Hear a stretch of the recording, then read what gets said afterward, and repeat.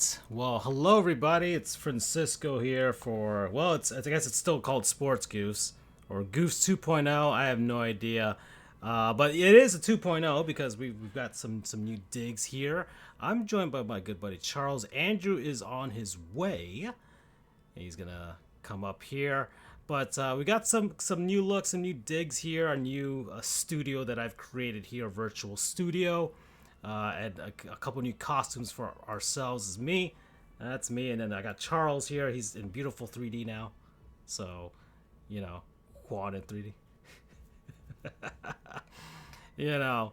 And then we've got the studio. It's underwater now to kind of go with the whole nautical theme. Bunch of tentacles everywhere, and my a little kinky for some people as well with all the tentacles, so that's cool. And yeah. So man, it's been a while since we've done this show, and a lot has happened in the last 3-4 months, I think, something like that.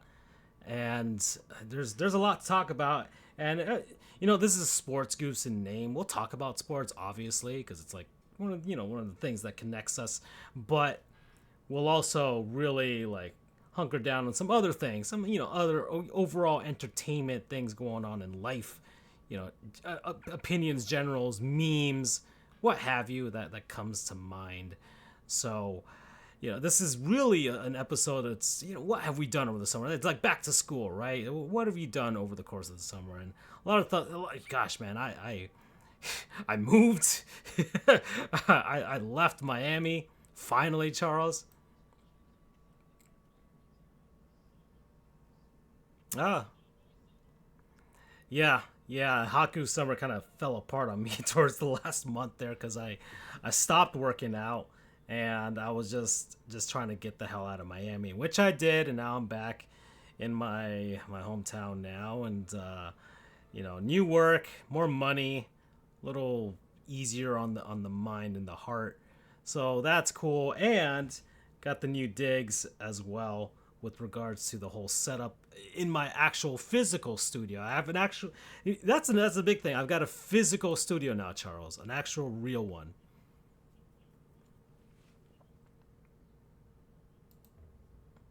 Oh yeah. So yeah, that's true. I haven't done one yet. So uh, yeah, the studio is great. We've sheesh, and I got a new webcam. The mic is still the same, except now it's hanging from the top because I have a real desk now, and got sound panels back here. Got the gaming PC running the whole thing. My lights are all set up. My green screen's behind there, but this is a virtual show, so I don't have the camera on. I might do that. I was thinking about it in the future, just have my face inside this Sonic the Hedgehog John here.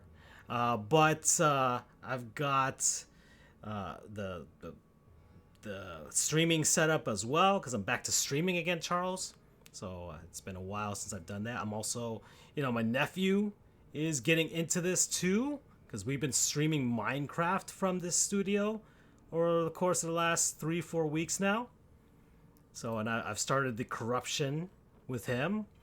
Yeah, there's a lot of things that's happened, but can we like sprinkle non-sponsors over the course of this show as we go along?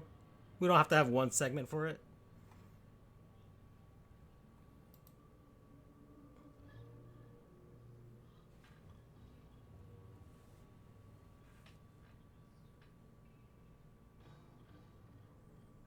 Yeah, yeah. Can find nice segues to this because I got a few non-sponsors over the course of the summer, but I really want to give a non-sponsor to this beautiful screen that I have in front of me, and I'm gonna head on over to the screen here, and to show you all. Let me head to probably Charles's favorite website, or one of his. Best Buy. Let's go to Best Buy, Charles, because that's where I got this. That's where I got this beautiful actual gaming PC monitor. All right.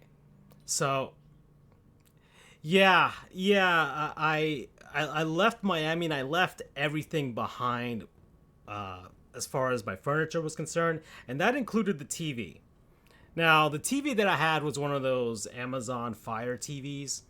It was 4K. It was it was fine for what it was, but there were some, as Charles would say, there were some deficiencies with regards to that, and he he's been suggesting it for quite a while that I needed to upgrade my setup, given the fact that yes, I do have a gaming PC and I could be taking advantage of so much more with the power. I got the graphics card and everything upgraded this year. More RAM, all that stuff, and yet I was still behind as far as all of the visuals was concerned. So now I finally have the opportunity to do something about it. So I was in a quandary, Charles. So in a quandary, I'm like, man, I really would like a new screen for my PC, and then lo and behold, it's like, okay, let's finally bite the bullet. Let's go for it. Let's buy an actual PC gaming monitor. This thing still says I'm in Miami. I'm not in Miami no more. I've left. But anyways, actual PC gaming monitor, and I got mine from Alienware, Charles. Speaking of a company that's actually based in Miami, if you didn't know. Yeah, yeah, yeah, they are. That's where they were founded and everything. Now they're owned by Dell. So, but they still run operations out of Miami. So I guess supporting local businesses, if you want to call it that. So it was just a matter of, man, which monitor do I go with, Charles? Which one, huh? So I went with this Alienware 34-inch Quantum Dot OLED. OLED, Charles. OLED. Something that you have been harping on for like the last. When'd you get Ramona? Wow. Yeah. OLED, 165 hertz. You know, AMD FreeSync Premium Pro, HDMI USB. Dark Side of the Moon. It's fantastic. It's curved, wide, so I have an ultra wide screen, and man, this and it has some setups here that you can kind of mess around with the LEDs here, put them whatever color you want. You can have them also change colors depending on the game that you're playing as well. So it kind of it mixes well with my already set. I already have the LED smart lights already, so it mixes well with the entire setup there. Has its own diagnostics that it runs that allow it, because that's the thing with the OLEDs, right? Is the burn-in rate.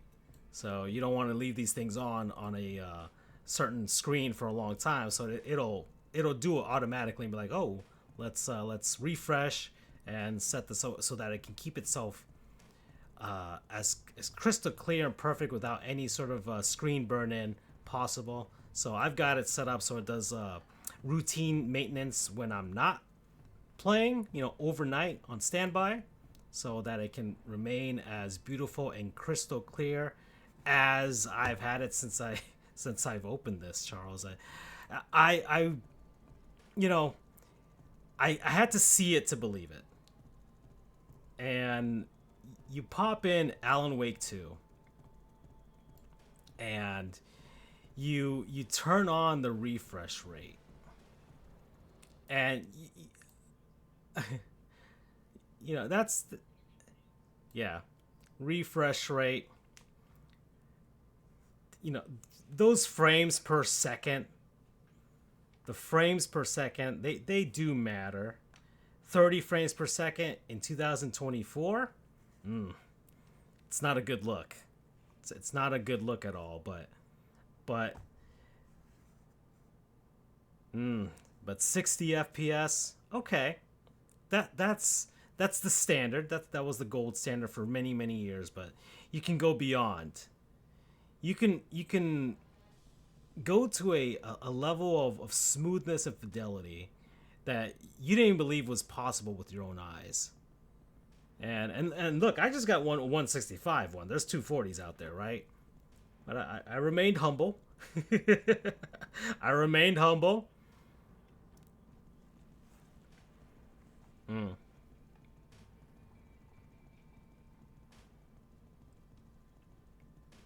Yep. Yeah.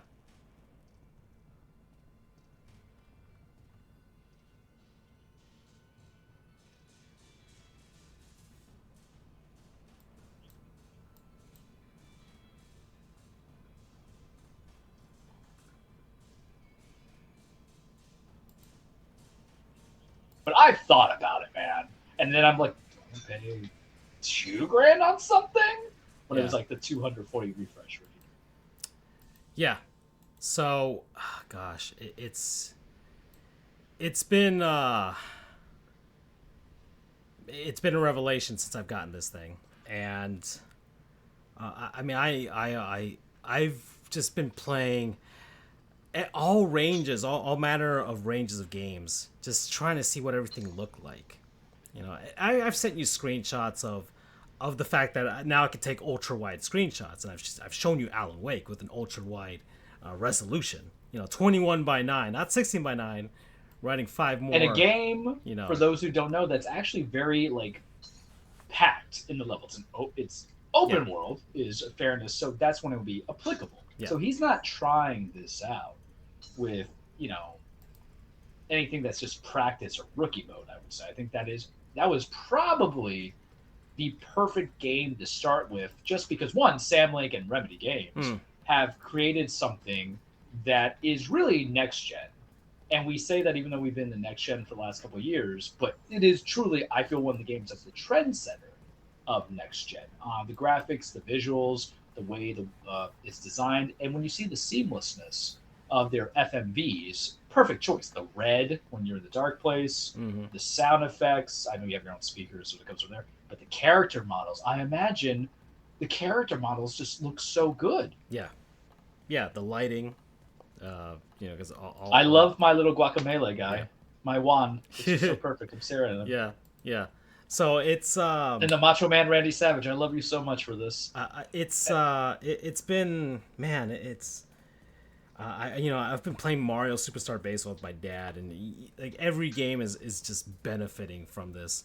Just even like the retro games, just the colors alone benefited from it. Like I have HDR on right now, and it's just gorgeous. It's just beautiful. And for people to need to understand, no, the monitor itself would not like upscale. That's up to your console, but it's still going to sharpen because it's output with the monitor itself. Yeah, So it's going to look good, man. yeah, yeah. And I've actually upgraded the output of our show because of it. Because we're in 2K right now. Mm-hmm. Because I just couldn't, like, I was trying, this was under 1080p before, and And it's ugly, as I was ugly. editing it, I'm like, man, I cannot see any details, like all these little things that I put on the desk. I mean, I really want people to see those little knickknacks, so I upgraded that too. So this is 2K at the very least, and um, you know, uh, so far the gaming PC's just been handling it beautifully, and man, so yeah, Alienware, right? I think some people have some criticisms as to their actual PCs, but Mm-hmm. this screen, I cannot find a fault. There's so many other features. I haven't even talked about all the features this thing has. So it does have you can connect it to your PC, and it'll actually add some extra USB ports that it has underneath. You can has HDMI, obviously. It has DisplayPort, which is what I'm using, which is when you get that's how you get those extra that's how you get the extra frames per second on this thing. And DisplayPort is actually better than HDMI as far as the video signal is concerned. It's just a video signal. That's why it doesn't pair video and audio. And it's Like, going to be perfect for you too because you don't have a console, so I can educate to the masses here. mm, My PlayStation 5, if I ever got the Xbox, I think about it every now and then. I need an HDMI 2.0 cable to yeah, kind of match that. If I don't have it, then it's just it's eh yeah, eh.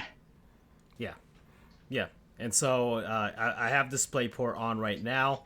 I've got the USB set up now. It's got obviously you can put digital audio if you want to add, hook this up to a soundbar if I needed to. Has the ability to connect multiple monitors as well. I was thinking of getting like a little side monitor, Charles, as well, just to have something there on my You right side because my game you a PC's on greedy my. hoe. You a greedy hoe. You got a hit. Now you need more. Oh yeah, Because yeah. now you're going to be double I want monitoring one of it. those like those It might vertical. justify. I want like just like a regular monitor, but just vertical, just like a vertical one on the side with a touchscreen. And this is Just why for I never did PC because I would be you who wants, I would do. probably, yeah, probably, yeah. So yeah, gosh, this Alienware PC, Charles, you converted me. I am Anakin, right? You're Palpatine. You've you've turned me over.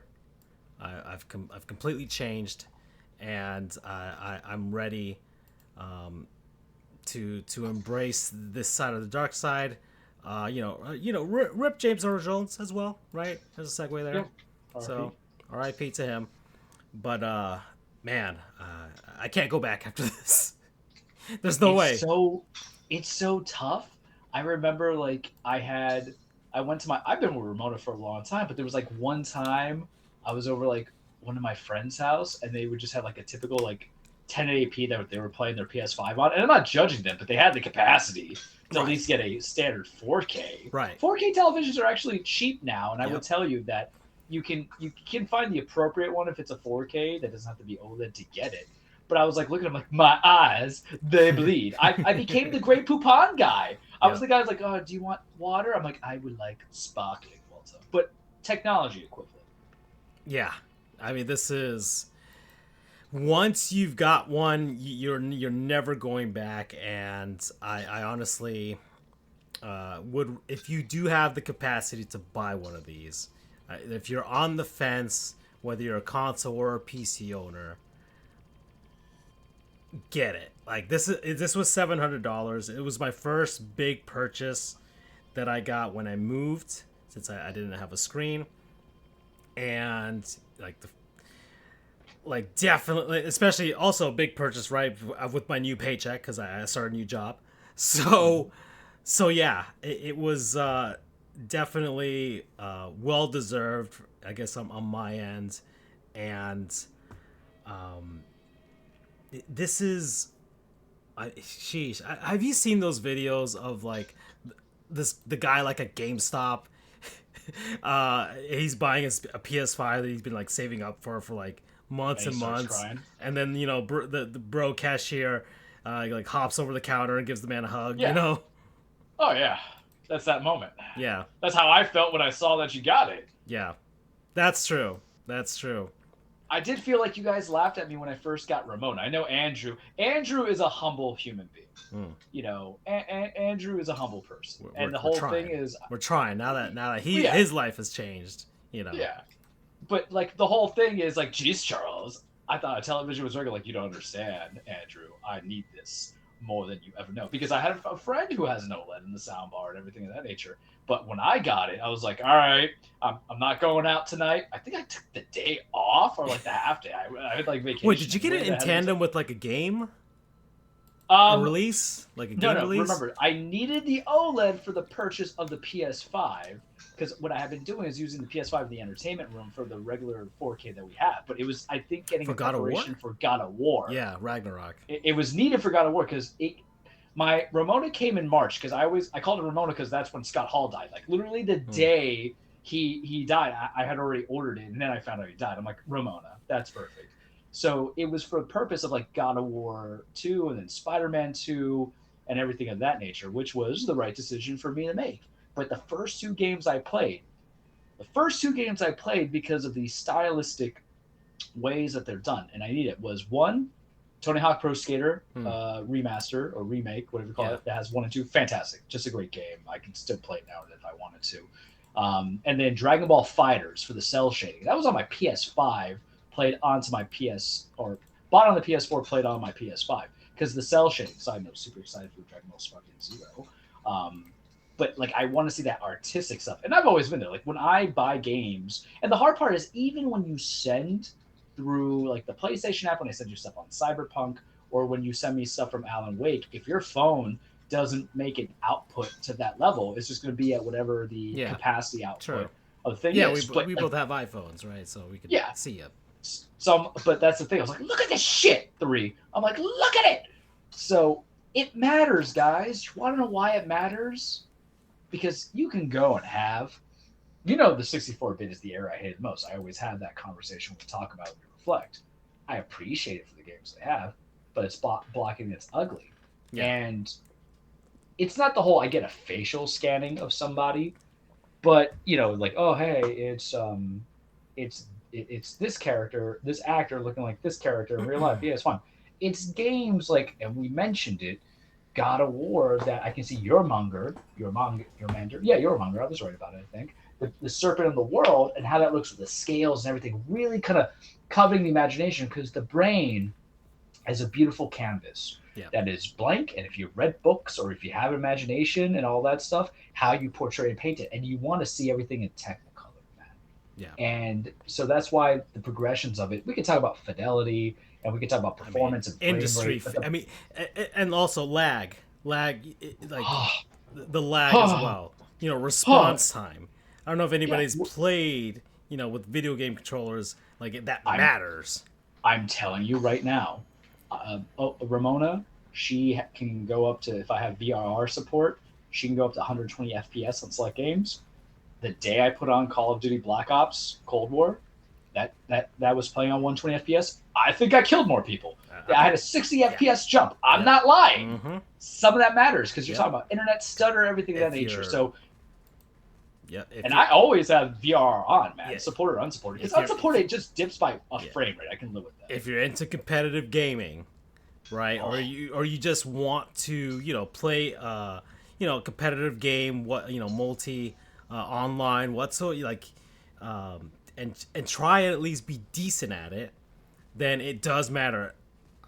You know me with Rocket League. Yeah. Okay, I've been playing the best Rocket League that I've ever played. I'm at Diamond rank right now, Charles, and I've held there. I've held at Diamond rank. Like before, I would just break at Diamond rank, and then I just get completely bodied back down to Platinum rank, right? But now I'm staying at Diamond rank, and I honestly do feel that going up 105 frames higher has supremely upped my game. And I would hope, Nintendo, if please, now I'm on the same boat as you. Even if the new Switch is a 1080p console, please at least let it have higher frame rates. I would bust. Because, like, if it's a consistent, always 1080p, given what Nintendo does, or 2K 60, or 1080p 120, I would accept. All I need is 1440. All I need is 1440. Yeah, 2K 1440. 1440. Yeah. 1440 with 60 FPS. Done. I wouldn't know what to do with myself. Yeah. Splatoon 4. The platforming would. Splatoon 4, brother. Mario they Kart could bring 9. back. I'm gonna throw one at you. Smash Brother Extreme, whatever. Yeah, F-Zero. Yeah. They could do that could be a showcase game for like the first time. Yeah. Like F-Zero at 120 frames. Or if we ever got a Star Fox, just saying. Because it's the FPS with an matters, actual guys. We're going to give you an education. It doesn't matter of frame rate. Sometimes it's about background and what you could do on the screen and how it processes and how smooth it could be. Speaking of, you want to get into this conversation about the PS5 Pro? I mean, it's a good segue. Fine. So, Alienware I don't even I forgot the model. They've got so many different ones, and mine is like AW blah blah blah blah blah a bunch of numbers. A promo code. I'm a bust. I'm a bust. Yeah, because I couldn't like I was watching the Batman, right, Awesome. and I love the Batman. I really do like that movie a lot, and I get the actual wide like ultra wide version of the movie instead of it with the borders on a regular 16 by 9. It's making me think of purchasing an ultra an ultra a 4K ultra Blu-ray player just for that alone, and getting physical movies again, and doing the Frankly Frank stuff again, Charles. Hmm. All right, so yeah, that was the screen. Great talk. We uh, news coming out, right? The PlayStation 5 Pro. It's been announced. They've got a video for it, and I have mixed feelings about it, Charles. I don't know about you. You have a PS5. I don't. I wouldn't. It'd be less than redundant for me, actually, to be honest. But what are your actual initial thoughts on the system itself? I'm excited for it. And I Really? don't think anybody was expecting an answer because I had a buddy who was like, Charles, I need you to go and order this in case I can't get it and stuff like that. I don't know if you're gonna buy it or not. I'm not buying it. I'm not buying it. That's how I'm gonna start this conversation. I'm not buying it. I don't need to buy it. I didn't buy the PS4 Pro upgrade. I wouldn't do that with the PS5 Pro. I knew what I was getting myself into. Am I resigned to the fact that most of the time the output that I'm gonna get from games is 1440 with 60 FPS? Yeah, I'm resigned to that fact. Mm. I understand that because it was a middle generation jump. But let me tell you why I'm excited for. First off, Twitter people, online people, I know you guys hate the price. You could just choose not to buy it. This is going to make money. Do I think it's like terrible in the price? In theory, it can be. 700 plus you have to buy the disk drive to attach to it. Right. If you want to play the But games that you already own. ideally, what you guys got to remember is that a PlayStation, or the way that both Xbox and Sony want to view the PlayStation 5 and the Xbox X, is like it's an entertainment center. PlayStation wants to do it more on the gaming and stuff. Xbox console wants to be like everywhere. PC stuff can be an entertainment center, but there's different restrictions it kind of has to be. You can put a PlayStation in a family room. You don't have a computer in the family room. You know what I mean? Mm. Some do. That's great. I Yeah. wish I had that I money. mean, it's But it's it's possible, but you really know. Not that you really have to know what you're doing, but you have to be at least more than casual about it. yeah, and the whole thing is that the driving of a exclusive in the consoles, would it be any of the big three, is to have your own exclusivities or games made for you. I let them buy it if they want to. It like me trading in my stuff. Oh, I see Returnal in the background. Yeah. Me trading my. I Control was as thinking well. about. Yeah, beautiful, beautiful games. I'm not going to trade mine in for just 200 to get something upgrade because I paid 500 for mine. So I'm just going to keep to it.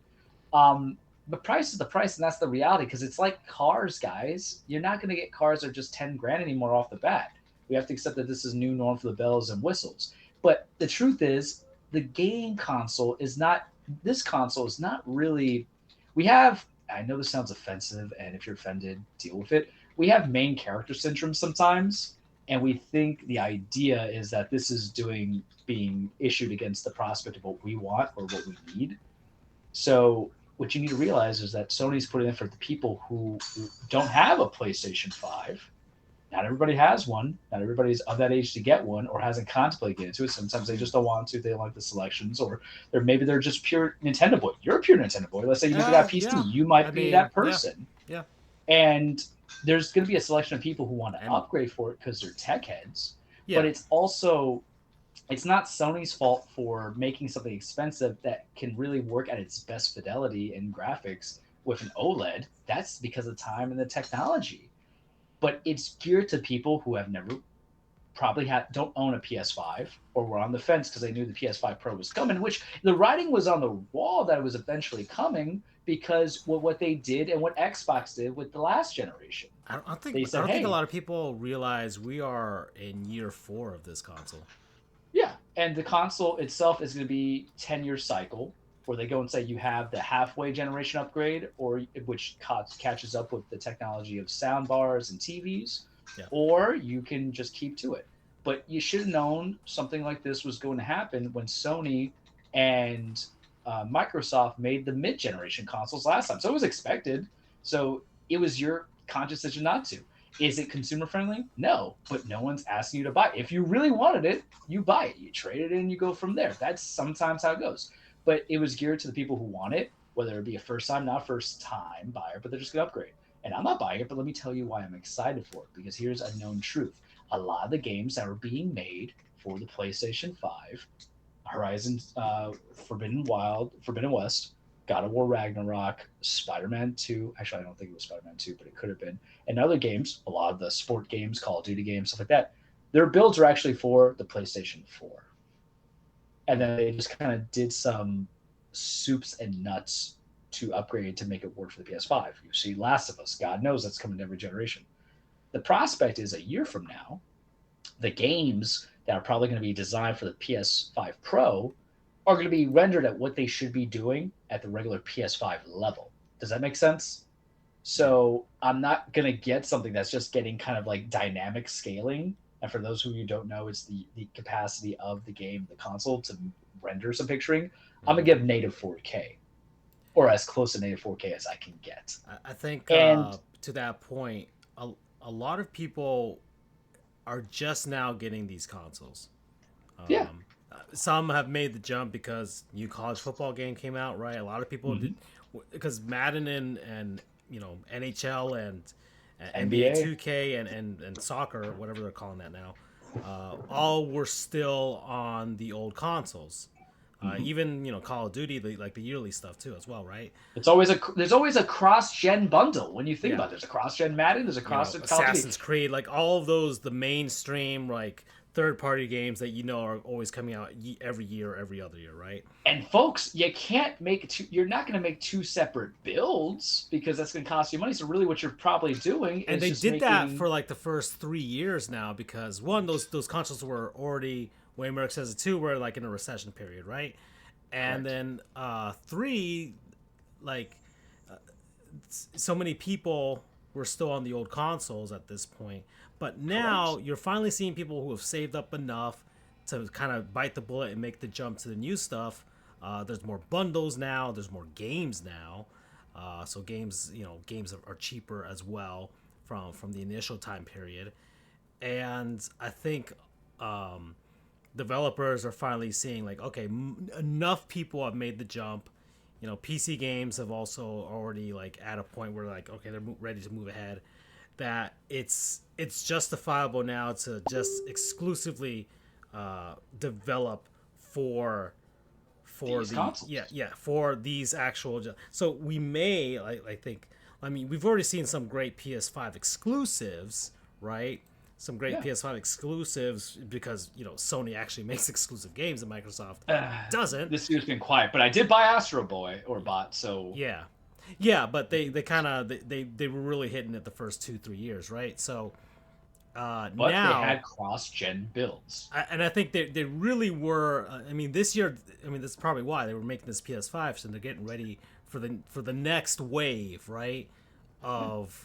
Of like the next, let's say, 3 more years ish, that we'll say, for the PS5 going forward, because we know GTA 6, right? That's like the end all be all at the end of it, but we know Sony's gonna have probably a Spider-Man 3 in there, right? And some other stuff. So yeah, now And, it's and time for something new, and I get it. Like, for me, once again, I'm not getting it because I don't really see the need to, with it what would be redundant. redundant. Sony's putting stuff on PC now that I can actually And you play. already have a console that will be for the family, for your nephew and nieces, Right. with presumably Nintendo. the Switch 2. Yeah, exactly. Yeah, and that's what I'm really saving for next year, right? And you're about to put GameStop out of business, because I don't know if you've seen some reports, but they're not doing well. So It's they fine. They just got last November 2025. They got the yeah, retro companies now, though. yeah, that's true. They're coming back with actual, like, selling retro games again, which I don't know how long that's gonna last, given that Sony's literally selling a PS5 that has no disc tray. So with the Pro. That's brilliant strategy though. That's like going to a restaurant and ordering the food, but you have to pay extra for the utensils. And people complain about it, but it really also goes to show physical media is not dead, and the need for backward compatibility. Tis true. Also, it's like you guys hate it, but this is how businesses think. And it's to maximize profits, man. It's the same thought that I just had the reverse thought of that, right? Like, yeah, I watched the Batman on Max with in 4K, right? But it was streaming, ultra wide and everything. But I could still see the artifacts. But I know if I had gotten the actual 4K ultra Blu-ray edition of that I wouldn't have gotten those artifacts, and it made me think like, do I pay a premium just because I can to get physical copy of that movie and enjoy movies in that sort of sense, like as an aficionado, which is really what this PS5 is going to be for at the beginning, is for the aficionados, because eventually, like with the PS4 Pro, that became the main PS4. I didn't even see the difference with it. That's why I never had the incentivization to get one. Yeah, but like for anybody who's getting like right now, or because 4K not right TVs now. were hard to get back then. Because PS4 came out 2013. Yeah, 20. Because the Wii U came out 2012, and the other two came out 2013. Yeah. So not the same, kids. But I'm already in the winning. It's a residual benefit because I'm in the winning side because I have the television of up capacity. And some people are like, yeah, but I forgot this is Zelda game coming out. Like Holy that. crap. That's right, the Zelda game. Echoes of Wisdom, baby. Yeah, when is that coming out? I forgot when. So 2 weeks from now, September 26th. Holy shit, that's one. So when I found out so when it's meant to be. So when I found out that I could use pre-order or gift certificates on pre-orders from Best Buy, the game changed. The game changed completely. And I was thinking about Echoes of Wisdom, but my backlog on the Switch is kind of big. I was like, well, I heard great things about this game. I'm going to go Astrobot and say I got a game day one for free. I might speed up my Alan Wake final draft playthrough then. Yeah. Sheesh. My God. Because the PS5 video just rolled into the trailer for or the final preview. Have you watched the final Have you watched any of the gameplays of it? No, not really. I'm just looking at it now. It's like the first time I'm seeing it. I've been avoiding a lot of gaming news for like a while because I've just been in life mode so far. And the Panthers won the cup. So, and that's another thing that happened over the summer. The Panthers won the cup, and we haven't even talked about it. But yeah, Zelda. The year of Francisco came back. Yeah. Yeah. It looked like it was the year of the Charles Part Deux for quite a bit. And it's a long year, man. I'm going to Bad Blood. That's happening. That is true. That is true. And Aaron Boone could still get fired as well. Remember, I win either way. Yankees win the World Series or Aaron Boone gets fired. So it could be a collective year of the Goon. Aaron Judge hits 60 again. I don't care about it. And then hits nothing for the what people 3-game need to know division series sweep. In the group chat, every time like Francisco or Andrew would send me something about Aaron Judge, we hit a home run during the 4-month break that we had, right? So something I always just go and say mid. Because I'm sick of him being exceptional in the post or in the regular season. Yeah, I need him to be exceptional in the playoffs. Y'all can ride Ohtani's dick as long as you want. 7, 6, 5. Y'all can ride it as long as you want, but then it's going to change because now he's on a playoff team. And he's going to lose the same sense of value the way that Judge, to a degree, has lost value because every time he goes playoffs, it's a low number. Unless Ohtani steps up. And he might. I don't know. He never went to the playoffs with the Angels. Nope. So, listen. I'm gonna get on my soapbox here for 2 minutes. For you teams, or for you fandoms who support teams that never make it to the postseason, Marlins, Rays, Well, the Rays make it to the postseason, but, nothing. Well, they don't go far, but they ain't going this year. And you know who else ain't going this year? The Boston Red Sox, because Alex Cora is a fraud of a manager, so I feel great about that. Hopefully he gets fired. The thing is that you're reliant on just like regular season play because you never see the postseason. So you can have your Randy Rosarena, who's no longer on the team, or your Wander Franco, who's no longer the team. Sorry, Oof. Andrew, just gotta do it. Or you can have your Jazz Chisholms, who are no longer on your team, Uh, and and all these other guys. I was gonna throw some other shade at my paralegal's a Braves fan, but they did win a World Series a couple years ago. They did go and to the playoffs last year. They're not gonna make it this year, I think, because of the injuries. But I'm gonna be nice. But you're so used to the regular season that you can conceptualize a postseason run. So you have to love a regular season numbers for a guy. But for me, getting into the postseason, having guys that are studs allegedly, and making millions of dollars for a long time, and during the off season, the Goofs off season, we got Jazz Chisholm. So thank you, always yeah. liked him. So that works.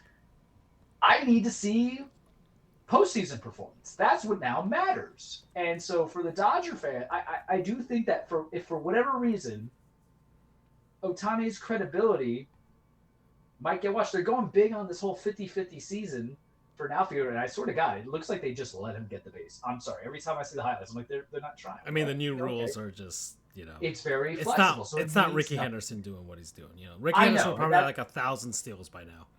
and that is the reason why, out of all the changes they did, that's what annoyed me the most. I was like, I don't like it.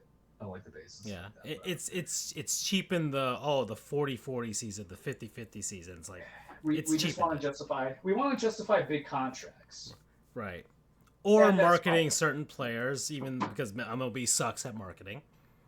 Yeah. So, but that's the thing. Let's see what Otani's legacy is the next 5. He can win all the MVPs, but if he can't be the catalyst of pushing this team, who has guys who are the catalyst to push him deep into the postseason, Mookie, Freddie, just to name a few, then what? Because if then he just becomes Aaron Judge, yeah, he can throw.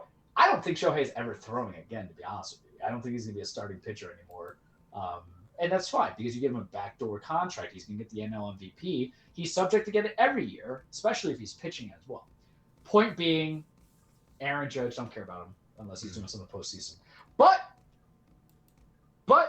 I forgot where we're transitioning this to. But you cared about the Panthers winning the Stanley Cup. Yeah. And I think you owe it to the people, the one or two people who follow, about how you felt on that grand day.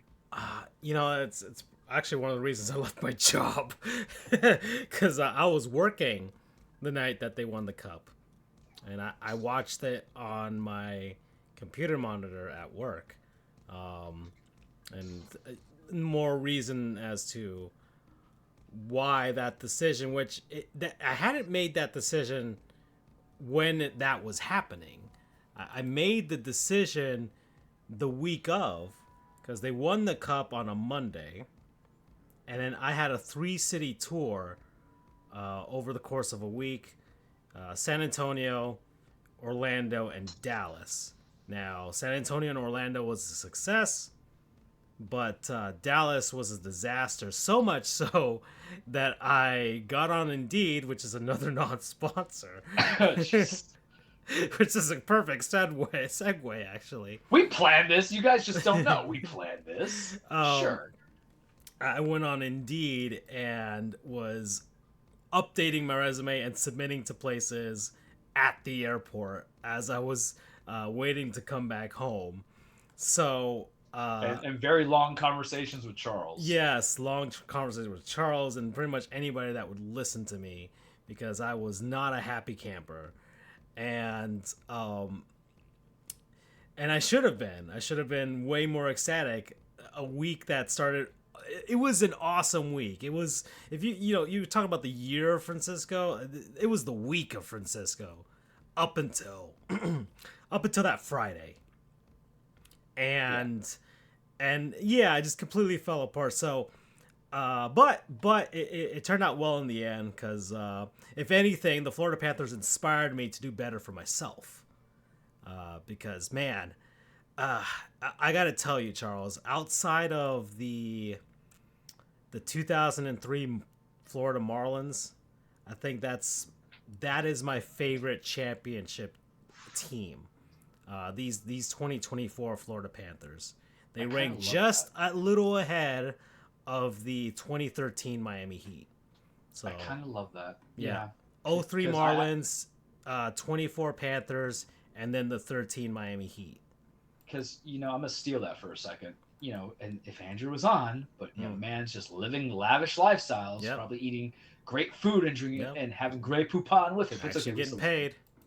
Actually getting paid, man. Um, I think about it because I was subject to 5 Yankee World Series, but the ages were different, and they won the first 4 when I was very young. Mm. When you think about it, '96, I was like 6 years old. I do hold special into my heart 2009 when they won the last World Series. I bought the damn hat. I got it there. The Heat, it's I appreciate, I love those things, but like I think I'll hold myself '09 as one, and then I would probably give the one that we when we beat the Spurs Mm. the first time. And like when Wade won it, I was just getting into actually having a fandom. Like when he did it solo, what was it, '06? Yeah. So I had like watched the series because in the hard part of it, like my family didn't watch sports. My uncle, my grandfather had watched baseball, and that's it. My dad doesn't do sports or anything like that. So, and I grew up in New York in the '90s. So the subject of what I was stuck with was 2 teams: Chicago Bulls and then Charlotte Hornets. Everybody had the fit, the Mac fit. You know what I'm Yeah. talking about. So everybody had it. But you just go on there and you get the television and you see the news and you see certain things, and I couldn't get into stuff like that. But and I moved to Florida, and I moved to Polk County, kids, and Polk County, the Orlando Magic weren't really that great at that time period because Shaq had left. I moved to Florida in '97. Yeah, so like he was just there for a bit, but I didn't like know the whole things, and I watched what I could. And then I moved to Palm Beach, and Palm Beach is really just extension of Dade County when it comes to sports fandoms. Yeah. And so it was building and building and building. I remember watching the Dallas series. And I saw Flash. I was like, oh man, this is all like a very big team. I like it, and going from there. But then that's a sport that I got into all of basketball to a degree. And then, we got LeBron, and LeBron was a catalyst for me to be like, this guy's generational. And he is. I still hold 5 years. I've been saying this. I think he's better than Jordan, and people want to fight me on it. I don't care. So I would say that. But 2009 is very special for me. And I don't have a hockey team, but I'm claiming Florida's Stanley Cup win. Sorry. I was the reason why. I watched them in Colorado against Colorado, and they pitched a perfect game. God, it was so much fun. But no, I mean, the U, if they won one this year, Mario Cristobal, I'd probably cry out of surprise because I hate that man. I'm not. Listen, college football, and Andrew would hear it. He could hear it, but he had to go be popular. My energy for college football is 2 things. One, heckle until Mario Cristobal f's up, because every game I'm like, oh, they're gonna screw up the FAMU. I bet you. I don't care about Cam Ward. Mario Cristobal's gonna screw it up. He can have a sure thing and mess it up. And also heckle Colorado, and we know why, because Oh yeah. it's Colorado. Plain and simple. Now you're in the big leagues, and I was having a beer watching them just kind of lose Nebraska. But yeah, '09. So I would imagine this, especially, and this is what's so great for you, and even me, and me appreciating it, because being with you guys for as long as we've been doing this, almost 6 years for me with you, um, maybe a big hockey fan. To be beyond whatever is below casual is where I was at, and I was getting casual. But then I'm like, all right, I'm going to see the Panthers every year. I'm going to go buy this game. My nephew's got into hockey. My brother-in-law is like, I like sports. I just always found time because whatever. But I'm just going to pick Florida. So now he's Florida Panthers getting into it. He's like liking anything Florida based for basketball. They went to a Marlins game with my niece. I'm just like, all right, this is good. This is what sports does. It connects, right? It connects and creates a community. So I can adopt being into the Florida Panthers. I won't steal the fandom into it, but I'm going to appreciate it. I'm going to root for them because I'm trying to get to know more of the league. But I was having a good time. I was watching the entire series. I think I watched a majority of their playoff series. And I think for you, it's so sweet because you got there last year unexpectedly, I would say. Right. And then this year, it was every move was the right move. And that's what's scary when you are on paper the perfect team. That pressure, man, and pressure builds diamonds, but some diamonds got a little blood on it. You know what I mean? Like, can you survive that? That was kind of like the concern. And then you end up doing it against a lot of teams that no one was expecting on, and my memory's already faded out. I forgot who you played against. Yeah, I mean, this it was a wild ride. This run, I mean, they were building. This team was. But built how to many win. teams have we seen build and build and build? Yeah, this team was The built to Oilers, win. the team of destiny, Yeah, the Connor McDavids. I mean this team was built to win this year. The entire mentality for the entire season was we got to go back and actually win the damn thing. And I following them like just the entire like gosh man, my relationship with this team is a lot different because I've been on both ends of this from the objective like actual reporting standpoint and a fan standpoint, and I've been behind the scenes and I've been Oh wait, also follow him on the Twitter. yeah Panthers historian, yeah Marlins historian, yeah Charles the True, F. Jojar, Dan Frijoles. I'm yeah not Rusty Sports underscore goofs. I'm not Rusty. It just yeah. I didn't find a way, but I There's was a literally segue. replied to Yeah. something. I replied to something on yours on Twitter the other day with Dominic and that little grin, or something like that with the Marlins. So Yeah. So, and actually, I've been doing fantastic with that account since they've won the cup. Um, and just a lot of great feelings from that. I was on talking with people and got a lot of cool people, man. yeah, I've gone through a lot of things with this team, and it's always a great talking point with people. It's like, yeah, you covered the team for a few years, We but got to go on ice. but seeing this team finally do this, given their standpoint in South Florida, given their standpoint in hockey in general, like there's so many people that don't think the team should even exist, and yet they did what they did, and Florida has no ice, is what they would say. And they did it against first the Tampa Bay Lightning, right? The Big Brother franchise, a team that's been really our Yankees, our Red Sox. Our Yankees. They were Yankees to our Red Sox, right? Where we hadn't won a damn thing, and the other ones with all the accolades and everything like that. And the Panthers take them out in 5, right? A gentleman's sweep. And then they go up against Boston, a team with all of the incentive to beat the Panthers again. They beat them in game 1, and the entire revenge aspect for what the Panthers did to them, just completely ruining their recent history, really. The probably the biggest choke job in NHL history outside of the Lightning in 2019. And the Panthers beating them in 7 when they had the best regular season of all time. And then the Panthers take them out in 6. And then the New York Rangers, who everybody was actually billing as the real team in the Eastern Conference. It was 1 versus 2 against the Panthers. They won the President's Trophy. They were... ESPN was really wanted the New York Rangers to coming in, by the way, make the Stanley Cup. And especially after the New York Knicks shit the bed too against the Pacers. They needed a New York team to harp on. Stephen A.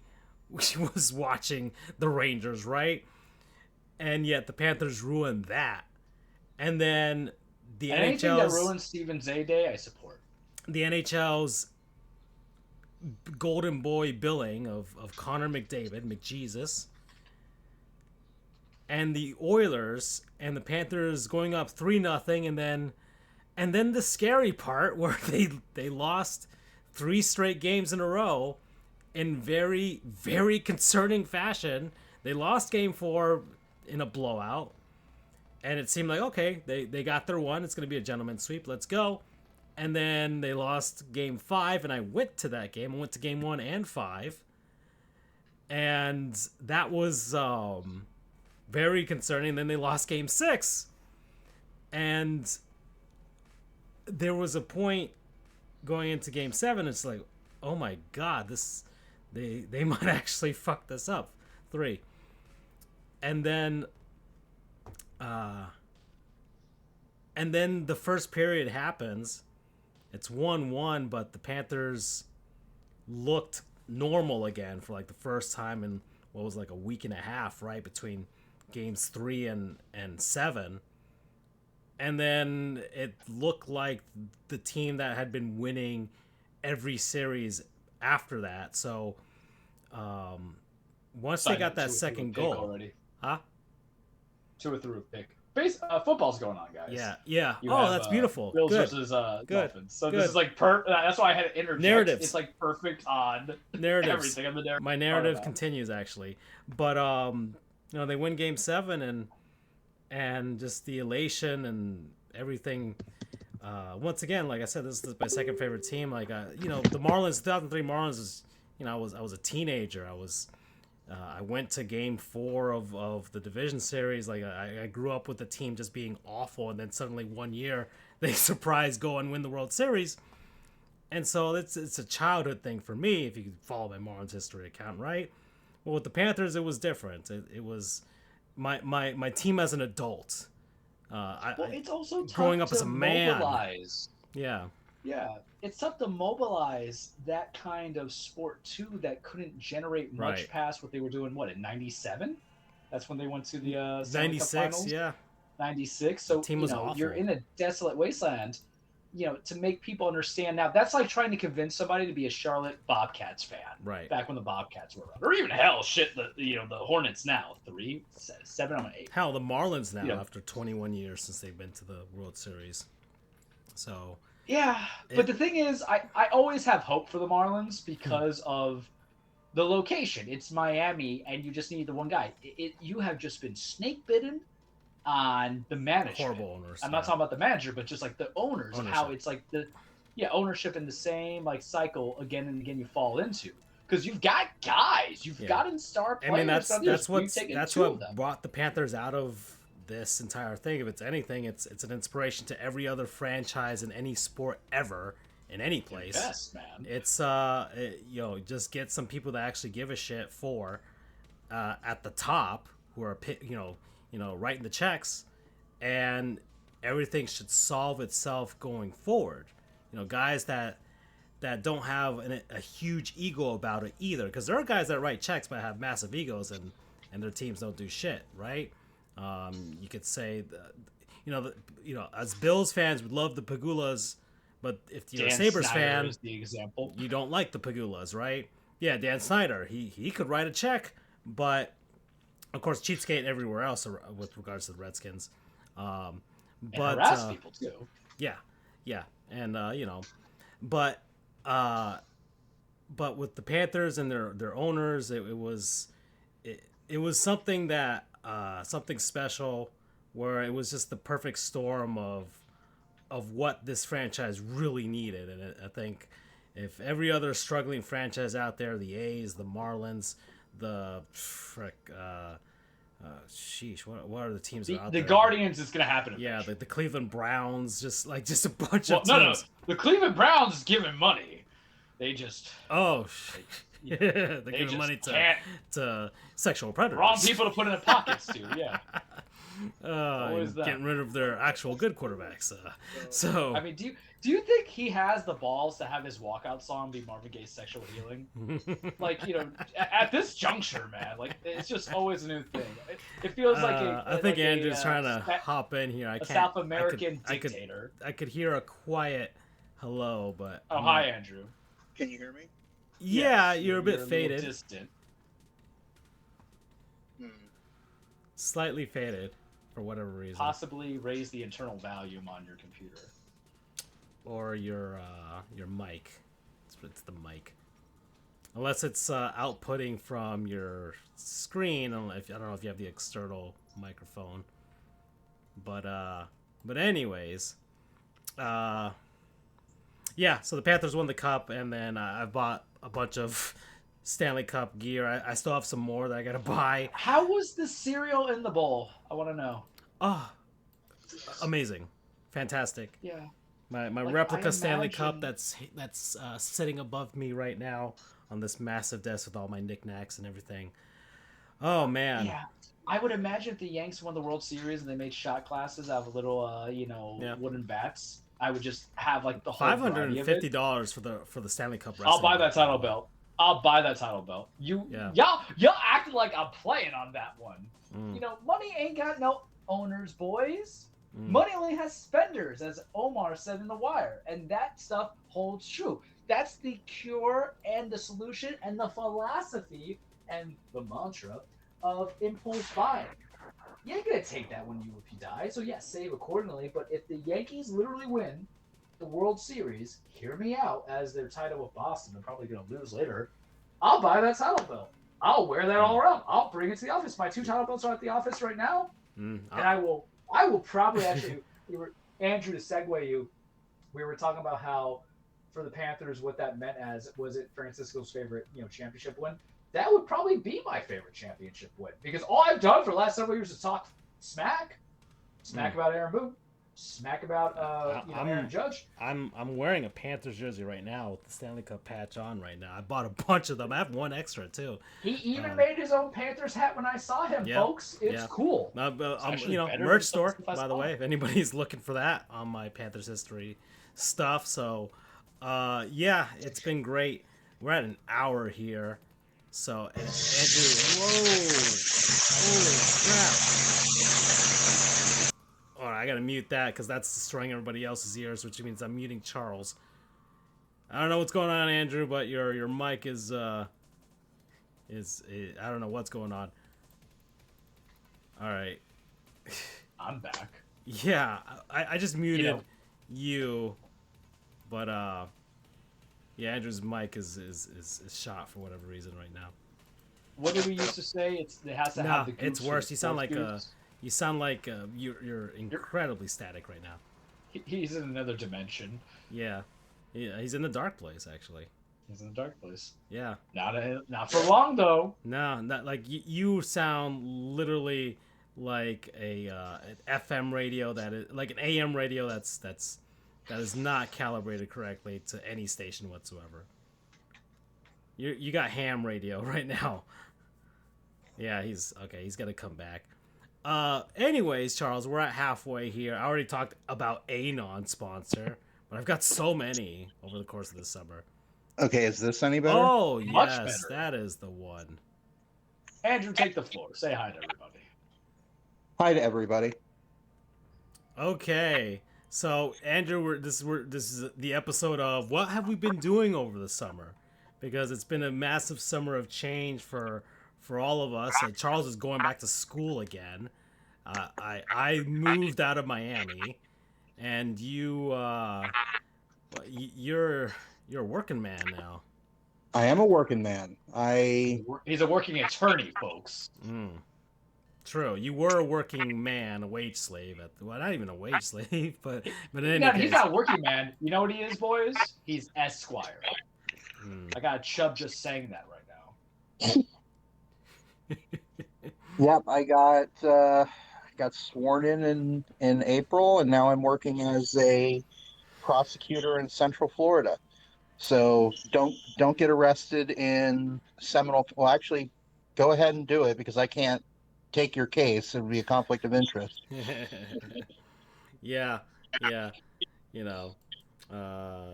So what do you think about Tyreek getting arrested, Andrew?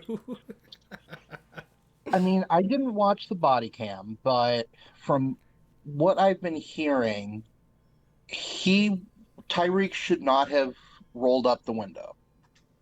I mean, it's weird because I have to separate my personal feelings from my professional feelings when it comes to the police.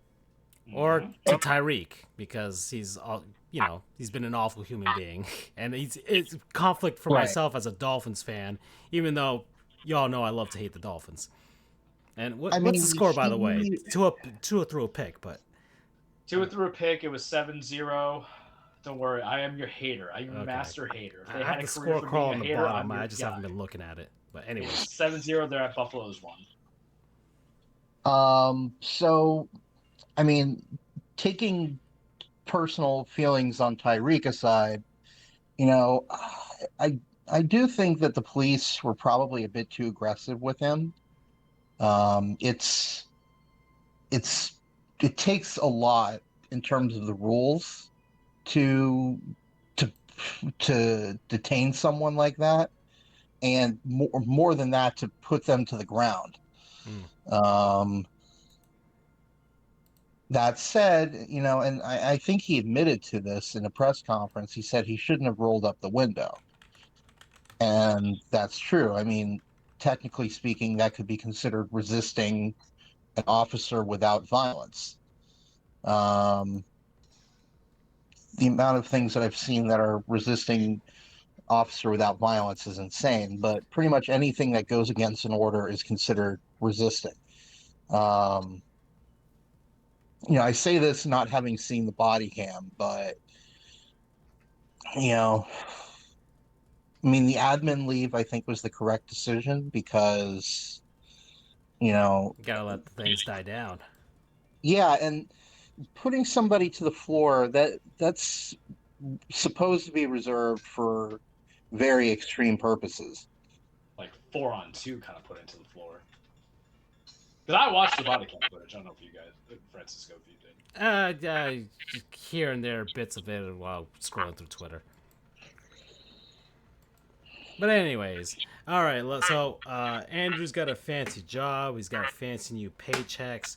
But Andrew, What have you treated yourself to? exactly, because we talked about me, and I still haven't named this TV screen or this computer monitor yet. But that so far a non-sponsor. I've got several for this episode. And there's no real Andrew. Anything, any topic. It's not We just have no sports goofs structure. anymore. We have Any no topic structure. is fair game now with Goofs 2.0 here on episode 200. By the way, it finally happened as well. That was the thing. Of course, I missed the beginning of episode 200. Great. It's when I'm working 9 to 5. I spend.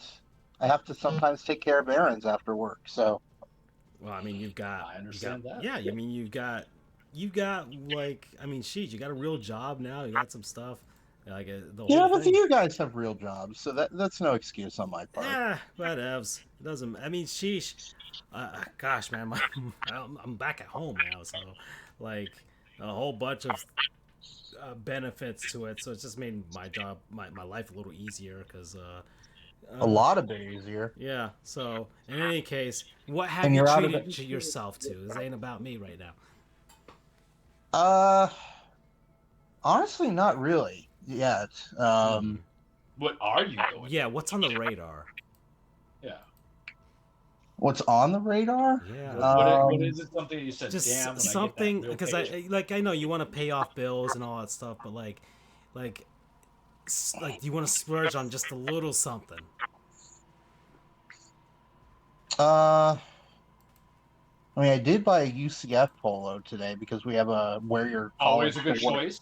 Okay. Exactly a good purchase. That's true. You've wanted like sports memorabilia out there. I know the Lightning won 2 cups, and you weren't able to enjoy the splendors of buying merch like I have been doing since the Panthers won the Right. cup. I have a I've been keeping a list and checking it twice of I would memorabilia suggest that I a replica Stanley Cup like I do right now because I just love looking up and seeing it.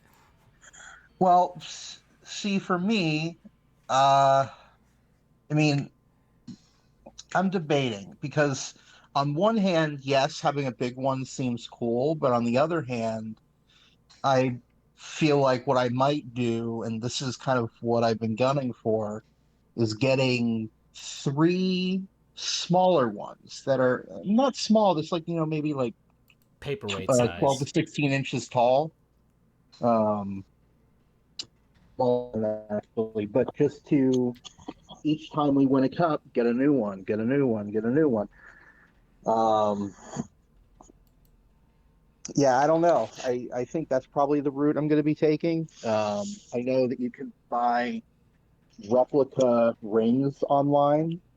Oh yeah, So, I'm waiting for that because I'm about to spend. so that's probably what I'm going to end up doing is, getting a miniature cup with the year on it, and then a replica ring to go along with it. Yeah. I mean, I will say it's interesting. now that I have an office, which is really cool to say that I have an office, um, I can finally start putting up some of the stuff that's been collecting dust in my storage unit. Um, I haven't been able to. Yeah, I've been at this new job for like a month and a half now, and everybody keeps telling me, why haven't you decorated your office? And I haven't even, I haven't brought anything, and I have stuff. Maybe I'll do it today. It's now you've reminded me, Andrew. I mean, it's my room. My office is still pretty Spartan. Um, you know, Probably this weekend or maybe next. Um, I'll finally put my diploma up. I still need to get my UCF diplomas and my Supreme Court admission uh, framed, and then put those up eventually. Would you guys be surprised if I said I don't have any of those hanging at the office? Not in the slightest. I got a Nightwing and Wolverine pop right now, and a Spider-Man plushie, and a Andrew, little do you have pirate some like headphones that you painting. can put on? Because I'm hearing the feedback from the speakers. Better? Yes. Yes. Okay. Well, a little bit. I don't know why. Right, now I can hear myself a lot. Can you hear me? I got the Francisco Echo. Yeah. Do you have a headset or are you wearing headphones? I'm on my phone Oh, that's why it is. Okay. Oh, because the because computer was all screwed up. yep. Okay. All right. Well, anyways, let's see. What were we talking about? Charles asked a question. Oh, just the knickknacks. So, all right, you're gonna put some stuff in there. You're gonna get your purse. You got a polo. Here's my other question, sir, regarding the purchases. Are you interested in a new television or console? PS5 Pro What just was got that? announced. Yeah, Yeah, you I get mean, more College Switch Football games. You get 25 more came Switch out. games. Yeah, I mean that's a stretch Believe me, goal. you can play video games while being a full-time attorney, my guy. Trust I know me. I can. I I just all indications are it's going to take me a few months because I feel like everything around me is it's kind of like that meme with the dog and the coffee mug Everything's saying fine. this is Hmm. fine. I feel like that constantly, except it's not fine. I feel like everything is constant. Oh, you know what? Here's a better description. We Do you understand remember? imposter syndrome. Well, no. But I just thought of a better analogy. Do you remember that SpongeBob episode where the office is on fire, all the papers are flying Yeah, around? yeah. Yeah, that's how I feel. This I'm coming up on. I think this is maybe my seventh week, maybe my eighth week in the office. Um, Everyone says that it takes you at minimum 3 to 4 months before you start feeling remotely comfortable. Um, I think it's going to take me longer than that. So I'm kind of holding off on extracurricular activities until I feel like I'm not constantly on fire. Yeah. I mean, to understand. I mean, look, I've been at this new job, and obviously, I want to look good and all that stuff. So, no, and yeah, at the same time, I'm still not. I don't feel it's different, right? I've been doing this now 6 years, right? And so, I'm not as panicked or anything like that. And I think the support system's actually better than I've ever had ever before. So it's just and I'm just doing things differently now than I used to, which I guess means I'm actually improving as an attorney, which is weird. Um, but uh, I do get the sense of just trying to get used to a new place right now because that's where I am. That's where I am right now. I'm still. I think I'm finally starting to actually have a personality, you know, with people and getting chemistry and everything like that. Because I think, I mean, look, I got chocolate milkshake today at work. I mean, I will say the it's a lot different than what I've been at. I will say a big difference, not to make this a contest, but my whole assistant career to this point was in civil. So this is a total 180 from everything that I've done before. So it's a very steep learning curve, to say the least. The best way to explain it to anybody who's listening: think Michael Jordan basketball, great. Then he went to go play baseball, and it was a adaptation and a change. Pretty Okay. much. That's a good way of putting it. Except I would never in a million years call myself a Michael Jordan of legal. You can be, dude. You're literally like 2 months into your legal career. You could be definitely the Michael Jordan. So, We could be talking to Judge Sedona right now. yeah, Not me. Definitely gonna be Francisco. yeah. Nah. Maybe, I don't know. No, You guys do I'm too. hoping the Panthers history and Marlins history thing takes off, but anyways, so we're at halfway point. Way more than that. I've done a non-sponsor. My other non-sponsor was Indeed because I got a new job and it really helped me because I threw my resume. I was spreading my seed all over the place, and it landed me back at home in West Palm. But it was simple and easy. And if anybody's looking for a job, and I didn't realize how valuable I was to other people until I actually went on Indeed and actually posted my resume and everything. It's pretty About easy. fucking time too. Good lord. How many is that? I Is got, that his first? I got 3 for him. Remember, we Okay. count curse words here. We have a Yeah, tally. I'm at 4, I think. But I'm at like anyways, 7. yeah. So Indeed promo code about fucking time. There you go.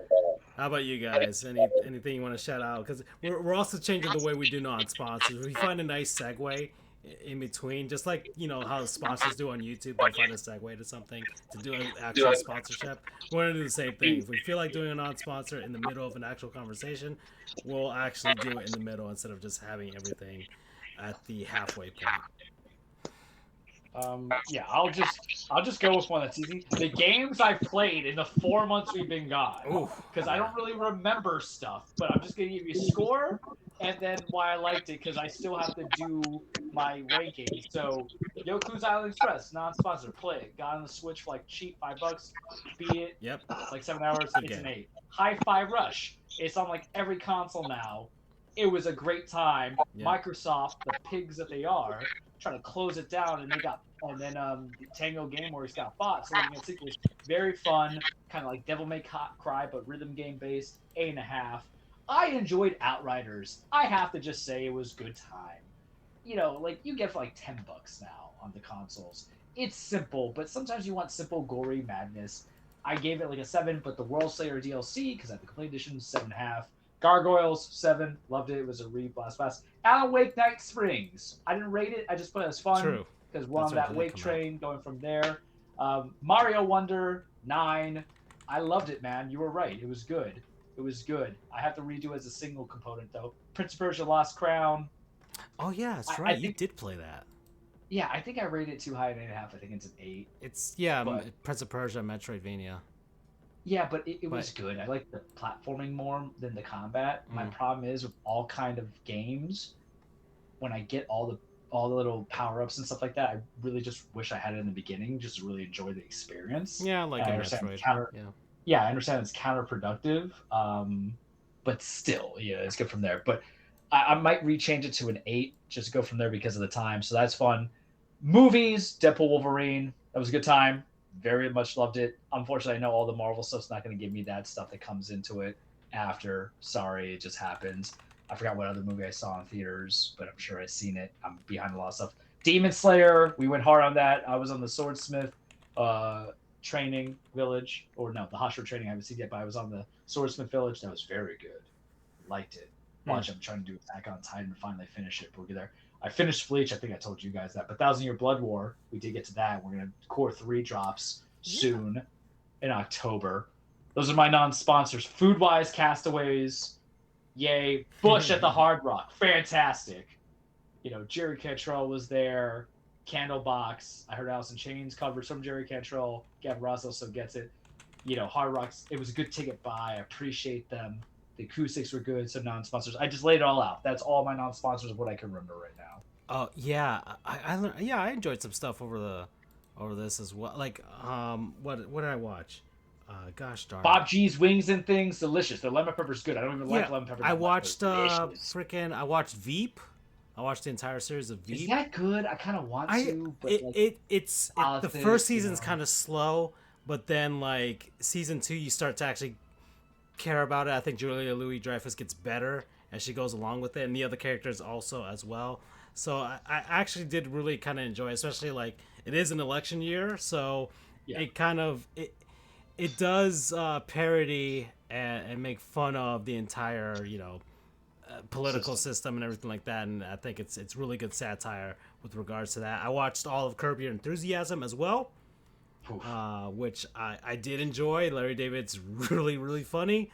And what a different show once Leon comes on, right? It is, and it's I like the fact that he was able to continue it and adapt it to today's age as well. Because like you see season 1, they're talking about like a driving service, and it seemed like it was a luxury, and now we got Uber and all that stuff. So like he found a way to keep being funny along the way, so the show doesn't get stale in any way whatsoever, I think. And what else did I enjoy? I really got into the Midnight as far as music was concerned. I really like their music, so I listen to that when I skate. So there's that, and then gosh darn it, what else? Sheesh, what else did I watch?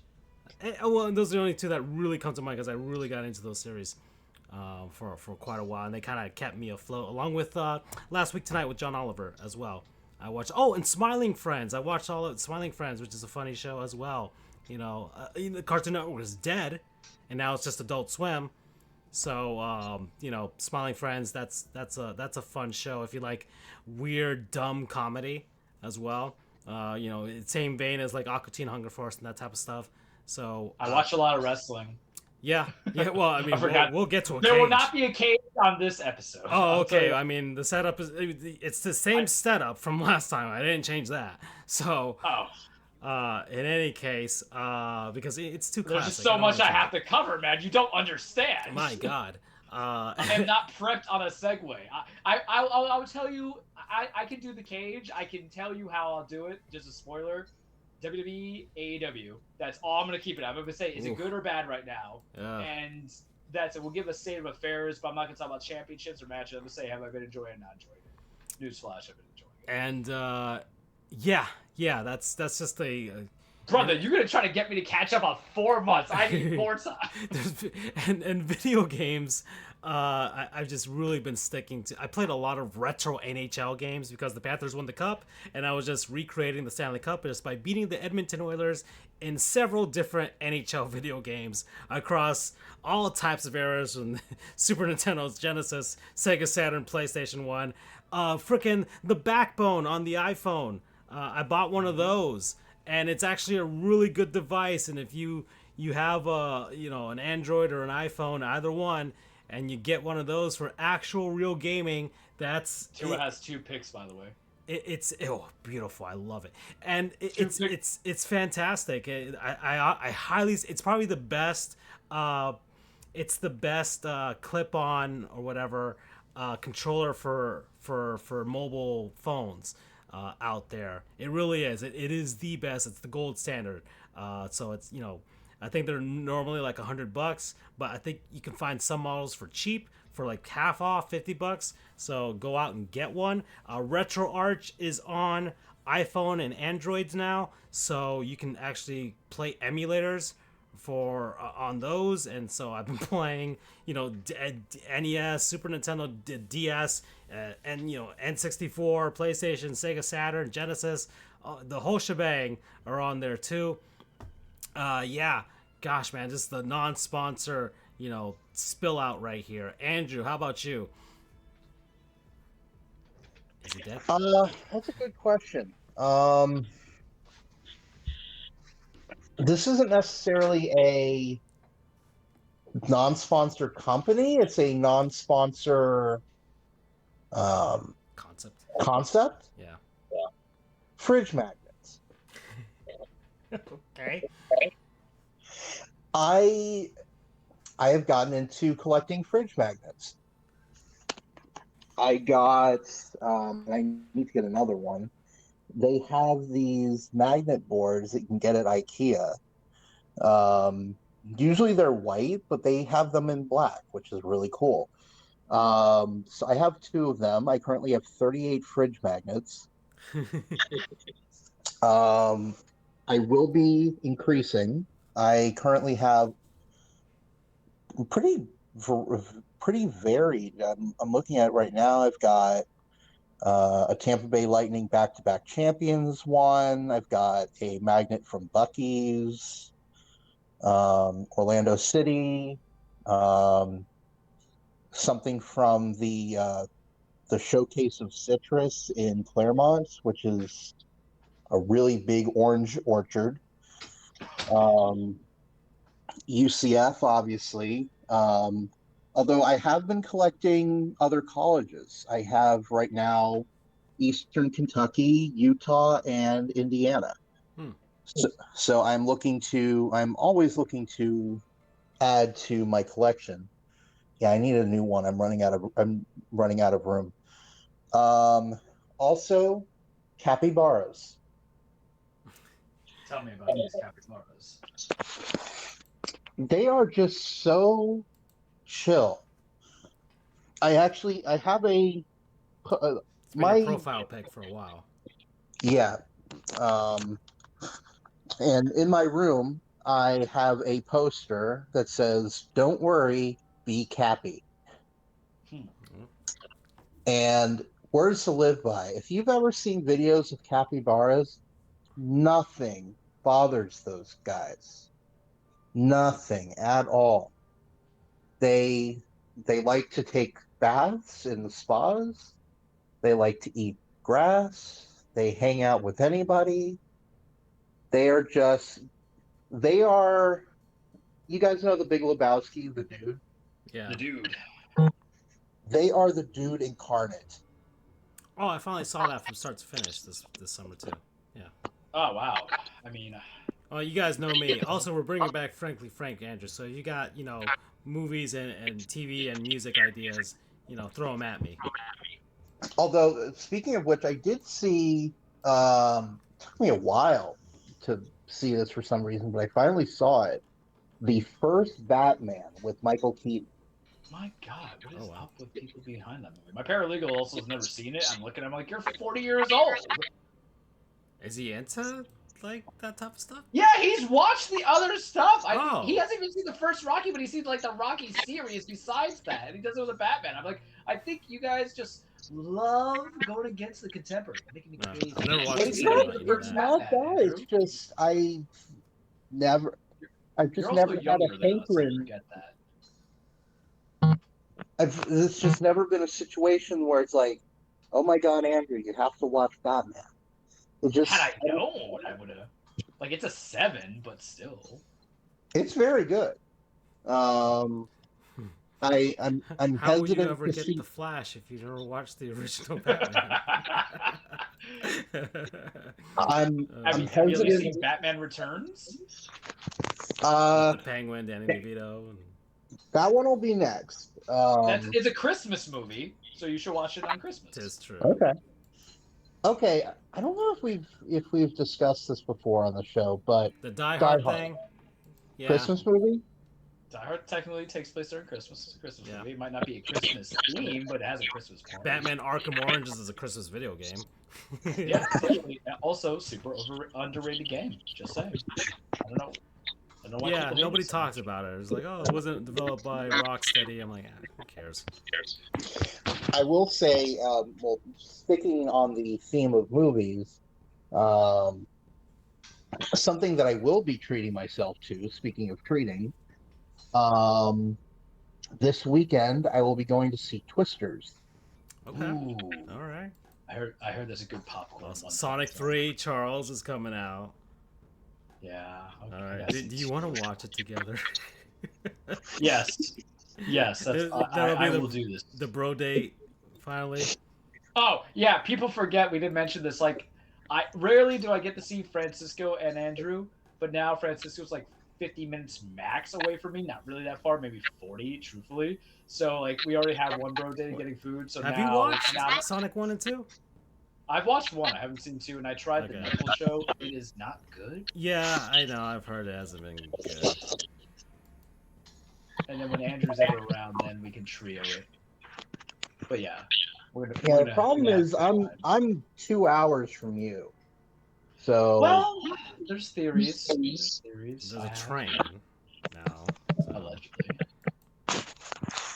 that stuff's freaking expensive, though. It Those, is. I mean, you make more. There's events. That's all I'm saying. There's events. True. I know. You live in I really Orlando. You want- live in an event town. So Yes, I will make my way down to you guys. That being said, though, there's a lot going on here. You know, Francisco, not that you can go to this since it's happening in the middle of the week, but the Lightning and Panthers are playing a preseason game at the Kia Center. oh yeah, they changed the name of the arena there. That's right. Yeah, I'm still getting used to it. I still think of it as the Amway Center, Pyramid Scheme I'm Center. so it's so weird that it's not the Amway Center. the Pyramid Scheme Center, Hmm. or I mean, the second. It's got to be better than Kaseya Center, the FTX Center, right?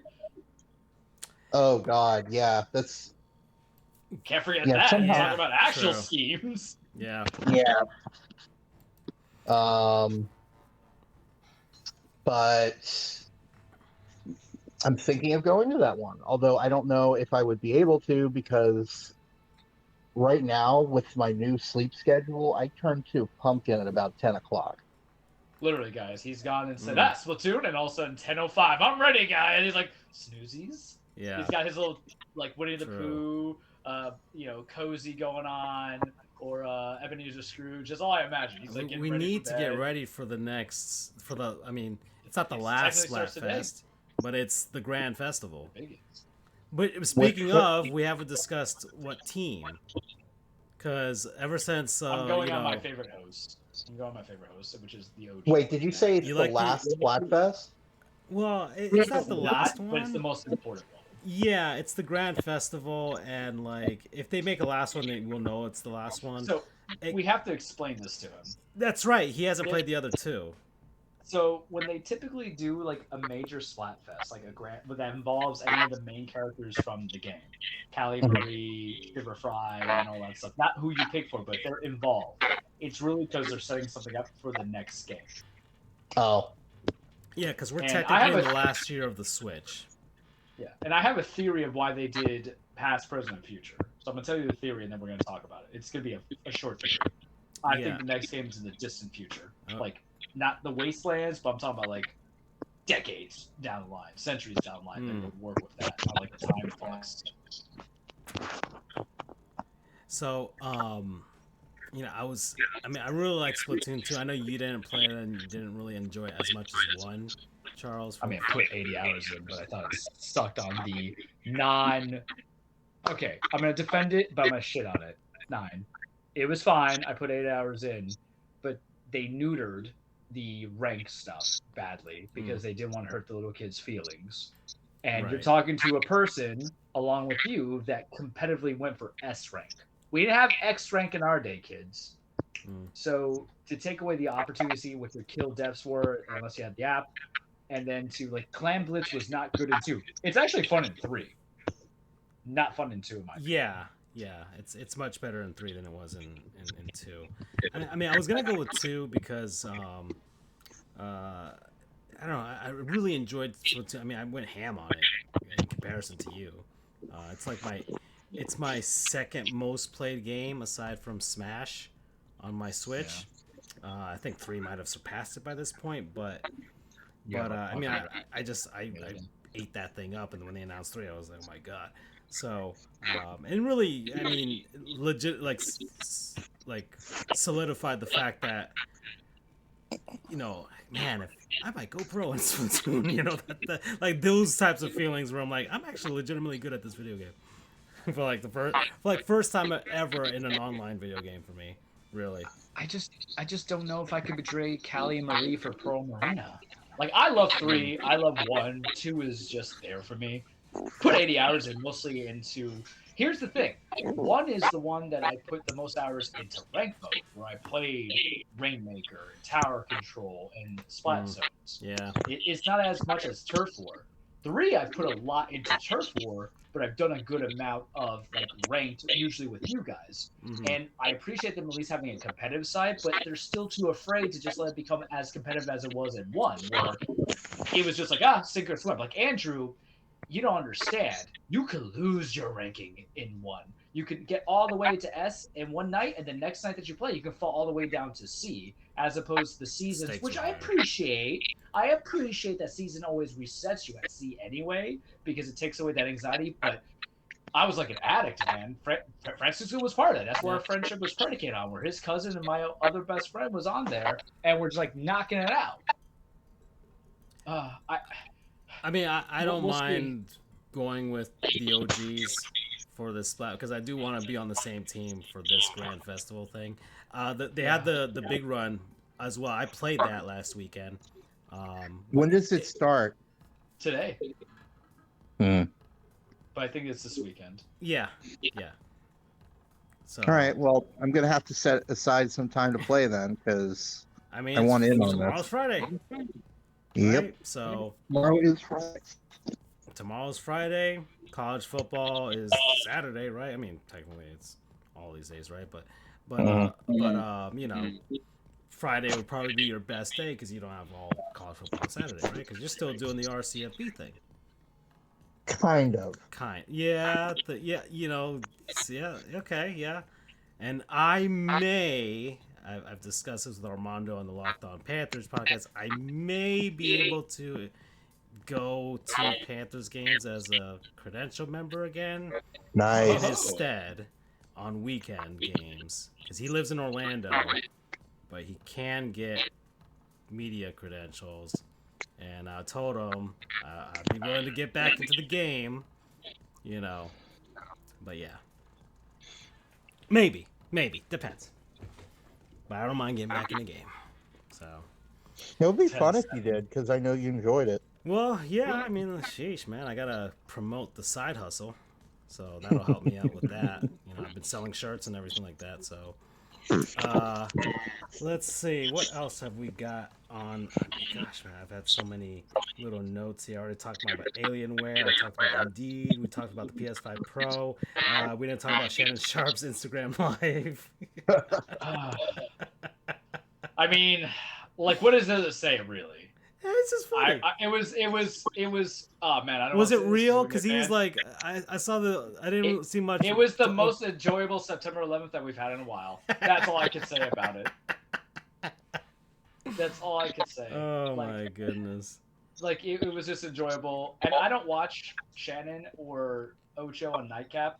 I like him, but like I don't try to kind of like watch people. But they made me laugh, and Mm. he took it. He took it in stride, man. Like that's all I can say. He took it in stride more ways than one. And Ocho didn't bust his chops that much, but it gave me a lot of memeable material. Good He's week for funny. He's memes. real. If anything, who I feel most bad for is obviously his lady friend because I can only imagine how embarrassing it is. But it put some humor in a day that still has dampering for many Americans across there. There you go. Yeah. But it's been a good week for memes. I'll tell you that much. Very good. My That and pets the are still debates, alive, man. everybody. So just letting you know. My dog has not been eaten yet. That's as political as I'll get on the show, Yeah. but there we go. I'm assuming Luna's okay, Andrew. Yeah, that's fine. Okay, she's fine too. So all our pets are alive and accounted for so far. Um, She's just chilling. She's good. so yeah, I mean over the course we were doing Hot Goof Summer as well. But I do have a personal trainer now. No. So the the bump in pay is helping out with that, right? Hmm. Um, and then I've got the what is it? I mean, I worked out this morning, Charles. That's what I did. There you go. Proud of you. Gosh darn it, man, my arms are You killing me. you guys do not want to know the workout routine I was doing right before I turned 35. So Oh. I have this thing where I'm like every 2 months before a birthday or 3 months before a birthday, that I'm like, no, I can't allow myself to go into a bad kind of cycle of getting older. So then I intensify. So your boy was literally doing whatever weightlifting was being done and then doing 4 to 5 miles of cardio after. That was the insanity of it, but now I just can't get away from it. But thankfully, with the sinus infection I had for last week, I've just kind of eased up on the cardio for obvious reasons, so I don't get sick again or die. But I did hit 365 on the deadlifts, guys. Mm. I wasn't even able to do that in my heaviest weight in law school, and I was like 185. So I was like, hey, we're doing it. My back's okay. Oh, I forgot my other non-sponsor. My neck's been bad, so I bought the Dreamy Blue pillow, which is shredded memory foam. Fantastic. It's like $50. I know it's kind of steep. Just get it. It's fine. But hot goof supper. Now we're gonna become Strong Boy Solstice. I don't know if the solstice is actually now, but I'm just gonna run with it. Or Strong Boy September then, right? You recommend this pillow, Charles? Yeah, the Dreamy Blue. Yeah, it's shredded memory foam. It comes with extra foam that you could put in. I have neck problems for years of just bad posture, weightlifting, all that stuff that comes in. And the goose feather pillows and the regular pillows don't work. And my massage therapist, James, love you, James. You're fantastic. Saw him yesterday. He recommended it. I believe him. He also plays games. He recommends Cyberpunk and all this other stuff and other games. I believe in this man. When he tells me, he can tell me I can, just jump off a bridge and turn out okay. I probably do it. But it was effective. It was good. Didn't hurt my neck at all. I only sleep with one. I don't need two. And that was the crazy thing. You just stuff it. But normally, if I sleep with one pillow, my head's so damn big that I'm suffocating. But if I sleep with two pillows and it's craned up a little bit and bent, but I could just sleep with perfectly fine. And I've had better sleep with it. My mother got it, so she's doing well on it. Nice. If you have neck pains or you need a pillow, give it a shot. Okay. Andrew, anything? Gosh, I mean, I've seen some of the memes from Sicko Committee about the Pack Plus, X or whatever they're calling it now. Yeah. The Pack 2. Pack question mark. Yeah, college. I'm not watching college football because the season's over for me. So that was the perfect way to start your season, or Andrew and I at least to heckle. Yeah.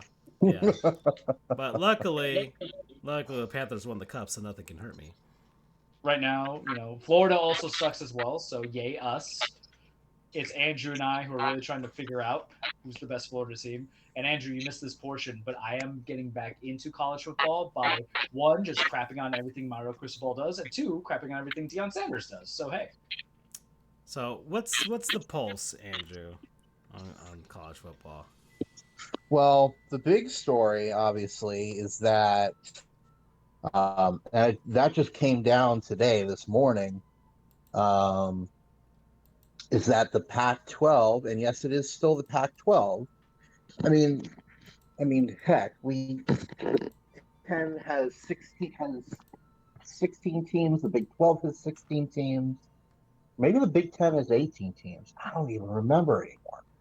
The Atlantic Coast Conference has 2 teams in California and 1 in Texas. Names don't mean anything, just like sports names don't mean anything anymore. Names don't mean anything anymore. So the Pac-12, which is the Pac-2 right now, with Oregon State, Washington State, they are trying their best to salvage what is left their conference. I'll try and make it quick, but basically after the 10 other teams all fled to the Big 10 and the Big 12, those were and ACC. Oregon State, Washington State were the only ones left. They got a nice hefty payday from those teams that left. So they have a very good, very nice war chest. Now, from August 1st of this year, there's requirement that the NCAA says that conferences must have a minimum of 8 teams. So they gave the Pac-12, or they gave Oregon State and Washington State 2 years to Find some get buddies. that going, to find another 6 teams. They came to a scheduling agreement with the Mountain West Conference this season just to get some games on their schedules. But now the Pac-12 has poached 4 of the better Mountain West teams. You got Boise State, Colorado State, Fresno State, and San Diego State. Which, fun fact, all 6 teams in the Pac-12, and this is effective in 2026. They all end in state. They what? All of them end in state. Oh, Oregon the State, names. Okay. Oregon State, Washington State, Boise State, Colorado State, San Diego State, and Fresno State. I see. Which leads me to believe that South Dakota State and North Dakota State are coming up next, which would be fun. Those are 2 of the hot commodities in FCS right now. But anyway, so they're at 6. They need 2 more. Nobody knows who those 2 are going to be. Some believe it'll be another 2 teams from the Mountain West Conference. Some think, at least I think, that they might be trying to hold spots open for Stanford and Cal, who went over to the ACC. Because as rich as those schools are, I'm sure they would like to avoid having to travel across the country for all of their games. So we'll see. They still have a year and a half to figure things out. Yeah, it's the continuation of a crazy year of conference realignment. The Conference USA, which has been the poaching boy of the American, which was poached by the Big 12, brought in Kennesaw State, Sam Houston, the past couple of seasons. They're now in the future going to be bringing in Delaware and Missouri State. They're trying their best to backfill from being poached. Which, by the way, screw Pete Garcia. He was the athletic director at FIU for quite a while. He screwed FIU majorly. If he had just done a neutral job instead of actively sabotaging the athletics department, they would be in the American right now with FAU. But they're not, thanks to his, I hesitate to even call it negligence, because it's probably more than that. It's a shame. I mean, who knows? If they turn things around, maybe they might get up there in a few years when the American is inevitably poached again. We'll see. Who knows? Although the poaching may be over, there may be no more poaching to be poached. Although, speaking of FIU, and I love this irony, the Panthers are playing at Pitbull Stadium. Yep. So the Panthers are getting, I think, 1.5 mil a year for 5 years, with an option for another 5 after that, from Mr. Worldwide, Mr. 305. You gotta say it with the accent, Mr. Worldwide. I'm not even going there. So he And he gets some pretty decent stuff too. He gets to use the venue for free for X amount of days. I think 10 days in the course of a Doesn't that year. make it? Um, he has a free suite, which I guess their suite's all right. I've seen them. Um, the big thing is he's bringing some much needed visibility to the school and much needed money. Um, the money that he's giving them is, I think I calculated, is about double what their TV conference revenue is from the conference. So they're essentially making whatever the math is. They're making more money than a lot of their counterparts. Okay. So the hope is they can finally do something conducive with that and parlay that. They're Miami. That is a hotbed of football recruiting. The fact that they're such a bad team makes no sense whatsoever. So, and I will die on this hill. I've probably harped on this a million times. You know, I'm pulling for them. I hope they turn things around. Okay. So I guess another thing I want to do is over the course of this new version of the show, I got to start collecting memes and showing them to you guys. Because now we have the technology to do that, and you guys can see the screen that I'm sharing with you. So, and, like scrolling down and seeing stuff like Matthew Kachuk's at the Dolphins game. He's drinking from Little Mini Stanley Cup. The I mean, LA Chargers signed cornerback DiCaprio Boodle to their practice squad, and it sounds like a name the straight out of. WWE, Grayson Waller and Austin Theory having the Edmonton Oilers, man. You can use that for anything. Here's the Sickles Committee, the pack N+1, the pack half.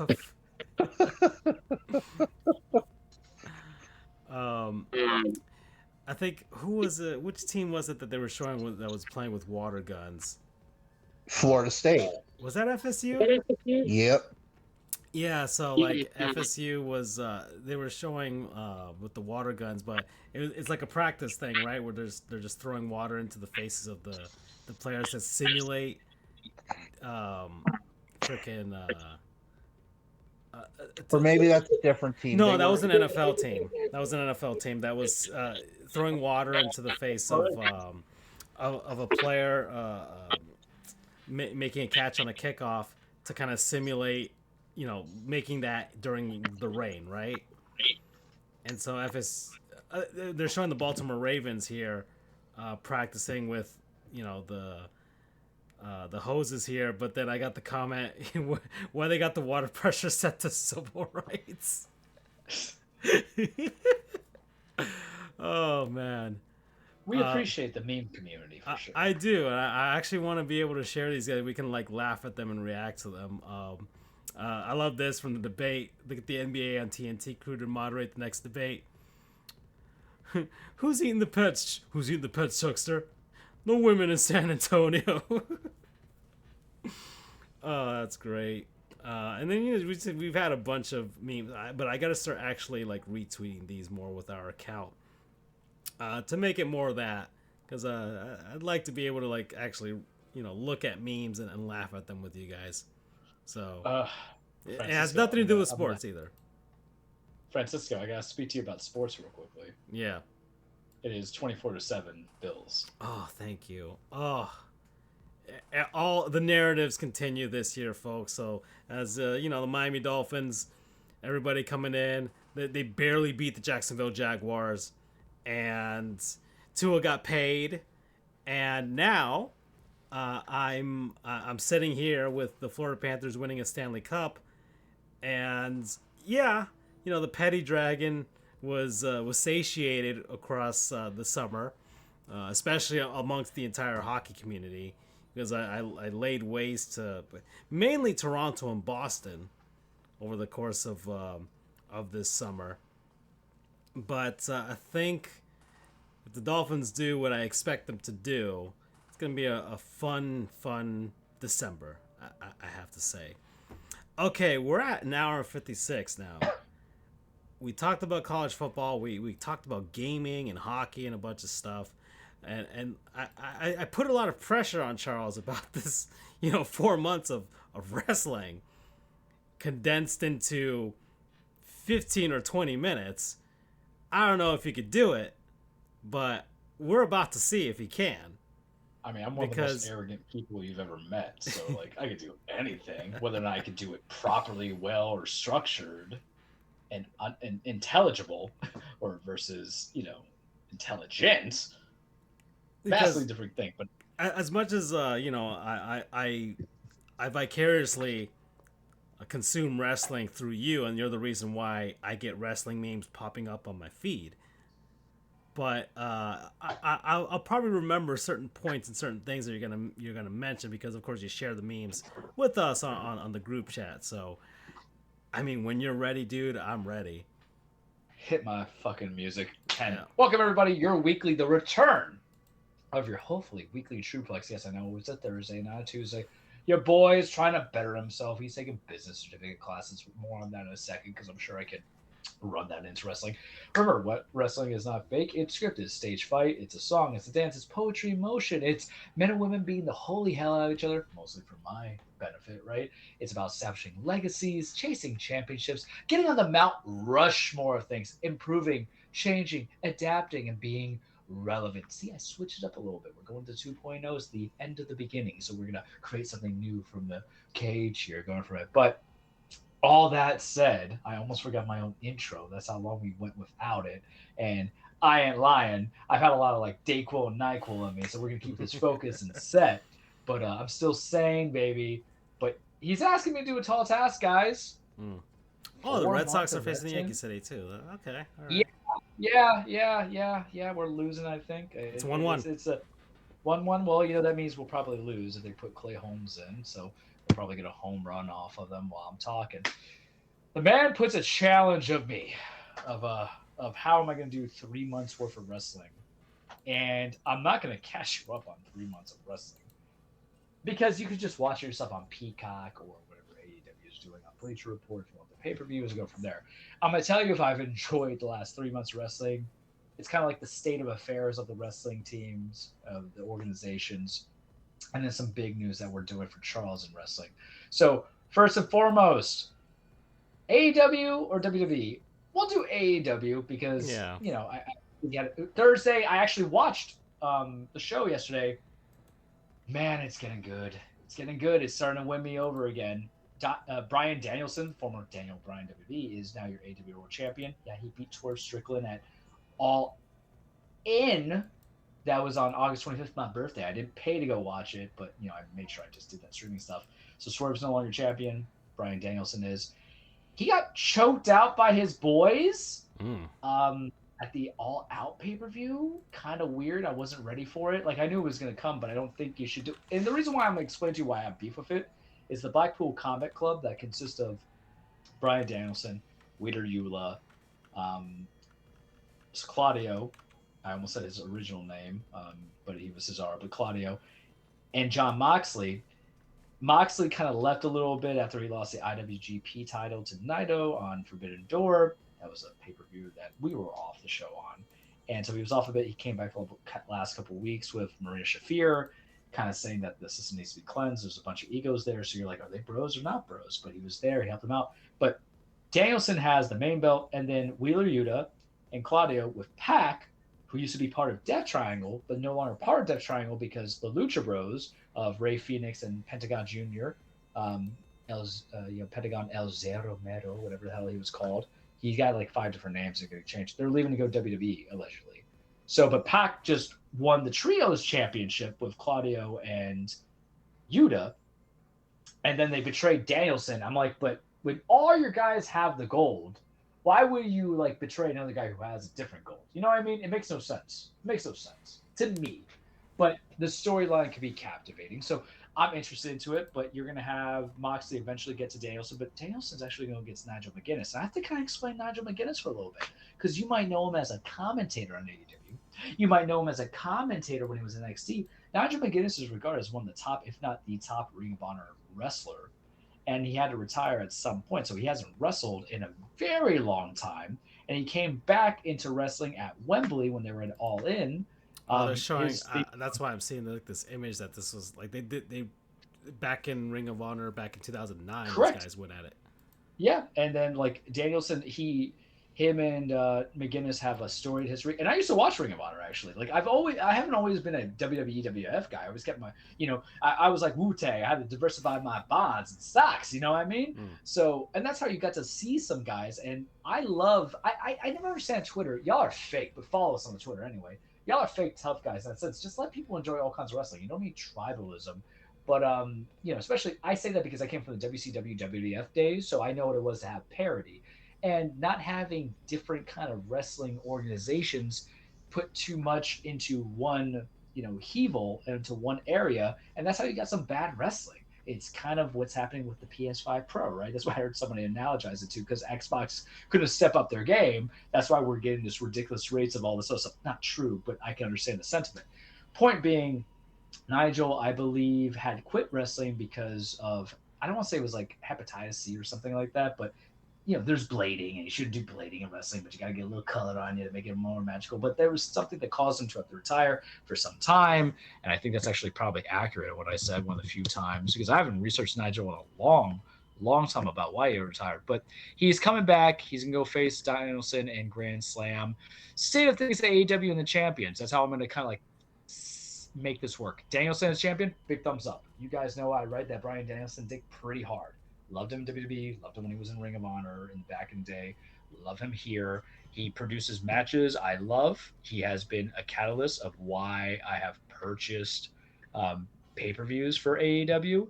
I think he is, if not the best generational wrestler that we have right now, one of them. Everything he does right, he matches with everybody's style.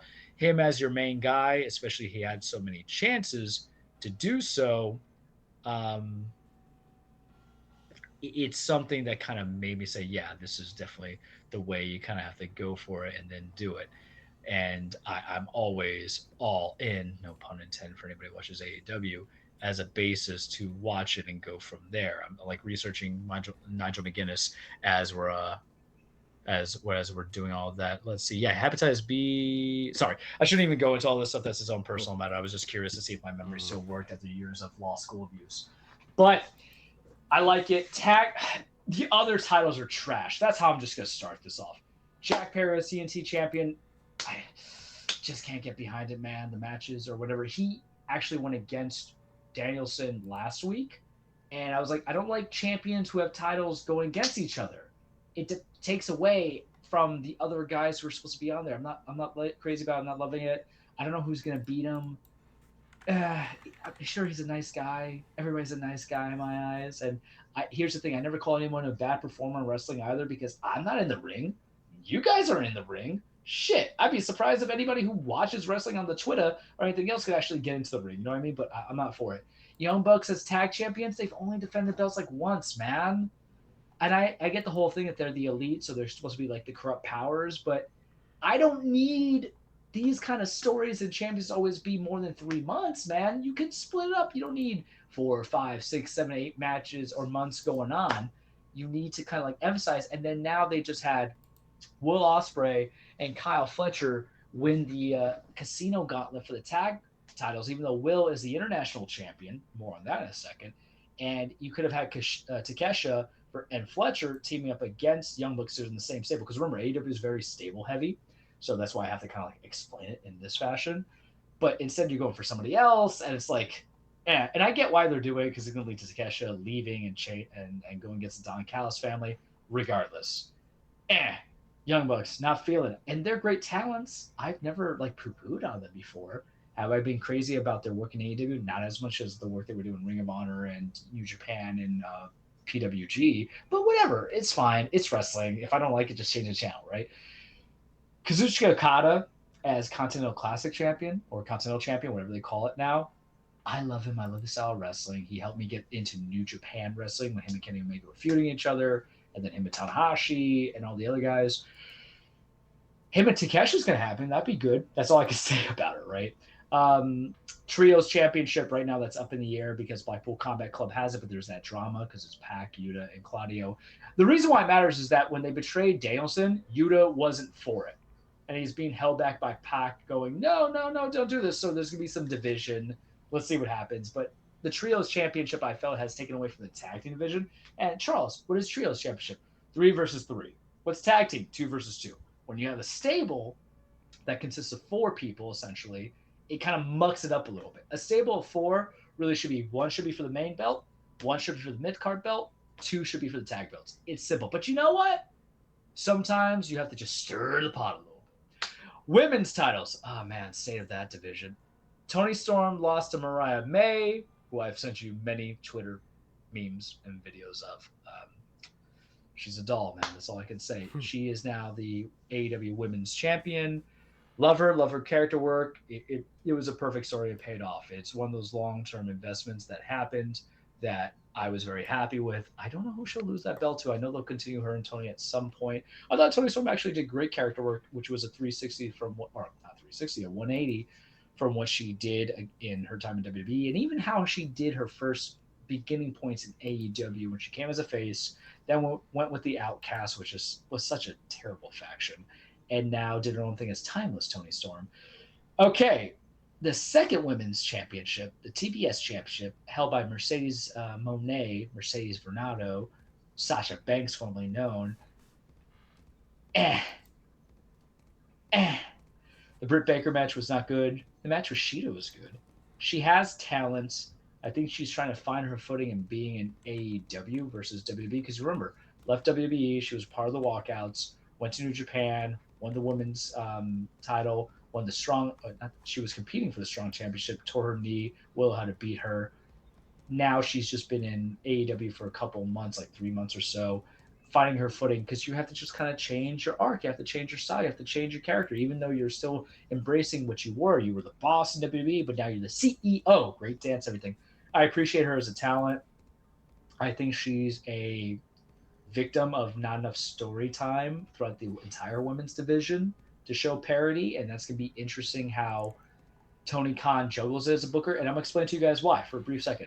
You have 2 titles in the women's division. You got several in the men's division, right? There's like 4. There's Will Ospreay, who's the international champion, and I didn't even think the title change to MJF needed to happen because that did. There's too many titles, especially for men's titles. But you can play around with it because you have like literally 4. You have like 4. You have the AEW Championship, TNT Championship, Continental Championship. You have the International Championship. Then you have the FTW Championship. And that's just 5 single titles for men's. And then you have the tag team. And then you have the trios. And that's not even counting if they do Ring of Honor. Because remember, it's owned by the same, whatever, by Tony Khan. Sounds like a lot, right? So you can play around. With the women's, hear me out. You have the AEW Women's Championship and you have the AEW TBS Championship. And they're both heels, bad girls, bad guys. Are you telling the same story if you have 2 heel champions going against baby faces? You know what I mean? You should have, maybe it could have been better if we flipped it. And I understand they weren't long-standing same heels, but they see issues of it. But I enjoy AEW. I typically buy like 3 pay-per-views a year because, fellas, I just can't pay $50 each one. Your boys can go broke. I had to put 2,200 in AC, 2,000 in my car's AC. I bought Bush tickets. Thankfully, I waited and got $63. I bought Bad Blood tickets. We'll get on that in a second. But I never pay full price for a video game. That's what matters first. But I enjoy it, and as long as Danielson's champion, my guy is going to have me in consideration. But that's not when I'm going to give the thumbs up. AEW gets a thumbs up for me. The thumbs up is at the Swerve Strickland Hangman Adam Page feud. Oh, that feud that started a year ago that led to the first match in WrestleDream? Yeah, that one that you had match of the year, favorite match of the year, where he drank the blood and he stapled his kid's arts on Swerve and it ended with Swerve winning? Yeah, that one. And they have a good regular match on TBS? Yeah.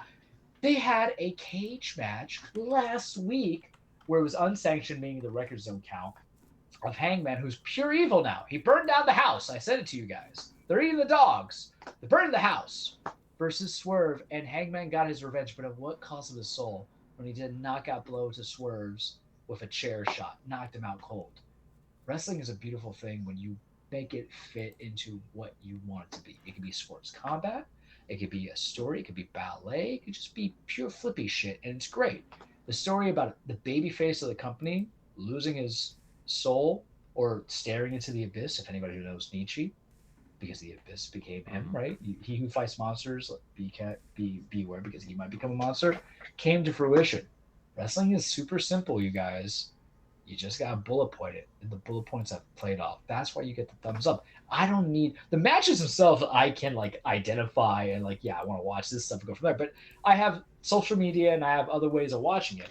But a story is what gets me to take my Wednesdays and my Fridays and whatever to watch. I don't watch Rampage and Collision, sorry, I'm just but it looking takes me to at go from there. the memes Him here. burning the house, yeah, it Yeah, was well, great. Prince Nana eating Paige's chocolate covered berries. I love Nana. I love Nana though. He cracks me up. Sort of He breaking cracks the me up. England's one that putting his merch over Adam's sleeping baby. But that's what led to it. So it's like, are you even Mhm. a bad guy, or are you just upping a bad guy? You know what Yeah, I mean? and then You know, drinking his blood. I remember that. oh yeah, and I remember it made Andrew uncomfortable. Yeah. And Andrew's been a little bit more versed in the wrestling where it's like, Jesus Christ. And I loved it because I'd never seen it and it made me feel uncomfortable. Mm. But I get it. Like I don't know if you guys ever been in a fight, but if you I have, obviously I got a big mouth, so you know, people Yeah. want to throw hands at me, even in my adult life. But the whole purpose of it is that you don't play fair. You play dirty. If you Harry Dresden, Jim Butcher, you guys should read those books or listen to audiobooks. Butcher, give me 12 months, man. Come on, follow him. He has a Twitter. The whole thing is like anybody who's fought a fair fight never won a fight kind of mentality. You don't fight. You got to fight dirty to win, and that's what these two have been doing for a year. This is just in a year. They have a potential to have a multi-year feud that rivals. And the way I look at it, and all my wrestling old heads might know, this is the closest I think to the brutality of Magnum TA versus Tully Blanchard, which culminated. They of course wrestled afterwards before TA's accident in an I Quit match where Magnum was going to put a stake through Tully's eye, and Tully with the mic said, "I quit" to get it off. You need that kind of brutality if you're talking about man versus man hating each other. AEW thumbs up. I'll give them that. Yeah, I won't talk about New Japan, NJPW. TNA, they're doing a cross brand with NXT, which is WWE's thing. We'll wait on that. Let's go into WWE, make it short and sweet because Mm. I've been taking a lot more time because I told you I could do it. It's just the way I want to do it. I'm Mm. going to Bad Blood. I'm super excited to a degree. My buddy Tony and his wife, they were like, all right, let's talk about this. And originally the plan was we're going to go to WrestleMania in Vegas. But I was like, listen, I got to talk to y'all about it. Mm. That's going to be expensive. Because the thing is, WrestleMania is a 2-night affair. It's a Saturday and it's a Sunday. I would have to take the entire week off. Yeah. And I'm not going to just one night. I'm going to go to both nights. Plus, you're going to and, Vegas. You might as well. And I'm going to soak it Vegas. in, And right? I love, I don't, here's the thing about me and gambling. I don't partake in it past the point of like logic. If I lose like $100, I'm not going to gamble anything. Last time I was at the Hard Rock when I was gambling 2 years ago with my boys. I was losing like $50. And I said, this is not my night. I'm going to spend 50 more bucks on the drinks for my boys. And one of my friends won like $100 on little slots. It's about having a good time. And I know there's other stuff in Vegas, but I'm just using it as like the basic example of what I would do. And they're like, do you want to do Bad Blood? It's in Georgia. It's like a 4-hour drive for them, 3-hour drive. It's like an 8-hour drive for me. But I'm like, I don't know. Because I looked at flights and I was like, the layover was crazy. And the only direct flights I could get were the most expensive ones in the over the morning. And that's coming out of Palm Beach. Go to Lauderdale. But I'm like, I think I might just drive. I haven't made that full decision yet, but I can survive it. And all I have to do is just take off at work on Friday. They're like, listen, come in Friday. Well, it's in Georgia. It's Atlanta, right? The ATL, the stadiums, or not the stadium, but it's going to be held in the Atlanta Hawks Arena. Mm-hmm. I've never really been to Georgia. I've driven through it. And I'm like, you give me a compelling argument. I'm going to hear this out because it depended on the card. And the card of Bad Blood, and we're a month in advance of speaking about it, but I can give you a few Got it on the guarantees. screen here. Thank you. You're going to get CM Punk versus Drew McIntyre in Hell in a Cell, which the feud's gotten better, but this was stuff that was building up since January at the Royal Rumble, which I went to. Punk tore his triceps. I'm not going to give you guys the full extent of it because the cage, when it becomes regular, I can actually hone in on it. But it's been a well-developed feud. Yes, I understand the concept of the bracelet is stupid, but I think we're just nitpicking here. It's just two guys don't like each other. They don't like each other. That's it. That's all you need to know. If you keep wrestling simple, it's going to be the most enjoyable. You know, we don't look at Taco Bell for the ingredients. We talk about Taco Bell for the price and the convenience and the taste. That's how I'm viewing this. And we have that. We have Rhea Ripley versus Liv Morgan at the moment. I think we're getting Sammy versus Gunther part 2. Technically, it's part 3, but you know, part 2 of this whole year because remember, Sammy beat Gunther for the IC belts. Gunther won the World Heavyweight Championship at SummerSlam. It happened. You know, I've been riding that man for like 5 years now. Yeah. I will tell you about SummerSlam. I had to watch it again the next day. That's how inebriated I possibly was. I went to go hang out with my friend, and we split a bottle of Hennessy, and I remember half of the stuff. It was a great time. It was a fantastic time. And SummerSlam, both, you know, in the vibing mode and also sober, was actually pretty great. It wasn't bad. It was good. Hunter always has a difficulty with SummerSlam, you guys. So I was happy to see that there was a better result. The pay per view that last passed was damn, you know, because I didn't structure it. But the last match I had was Bash in Berlin. They were in Germany, and the best match tonight was actually Cody and Kevin Owens. But Gunther and Randy was good. But Bad Blood, they're gonna have Finn versus Damian Priest. I'm interested to see if they're gonna make that into a stipulated match. But everything, when wrestling's simple and predictable, what you're getting in the matches, it can still be good. You never change Othello. You know what I mean? You never change Romeo and Juliet. You don't want them to kind of like survive. Let them hit the beats, and it depends on the performances of the actors. Because wrestling recycles from other wrestling stories. There might be different kind of wrestling styles and stuff like that, but there's some basis to it. One day I'll talk to you guys about storylines and how that's like overinterpreted on story in a television concept versus what's actually happening in the ring work. But that's not today. Bad Blood, I'm interested into it. We're in the lower bowl section. We're not on the floor. Royal Rumble, I had to be there. It was a big four. And I was talking to Derek. He's like, man, we could have been at Raw or we could have been at SmackDown because they were in Orlando a couple weeks ago. I'm like, listen, we're beyond that now. I'm beyond that. I can't do it anymore. I've gone to house shows. I've gone to live events, but now I've gone to pay-per-views, guys. I've been to big pay-per-views. And I think what I'm going to do anything with WWE. And here's the thing. I'll go to an AEW show that's Dynamite um, in Lauderdale, or I'll go to Orlando. That's fine because I haven't been to an AEW show. They have World's End in Orlando in December. And that's kind of tight, man, because you know how expensive December is going to be for me? Christmas, birthdays, stuff like that. I'm like, my own vacation because I always go on like one of the vacations December, but it's possible. Like I'm actually intrigued to do that. One of my other friends, she's a big wrestling fan, more into WWE, and she like had proposed the idea. I'm like, maybe I'll talk to you. But that one I would kind of go for a high rise a little bit. But this one we're going to be in lower bowl section.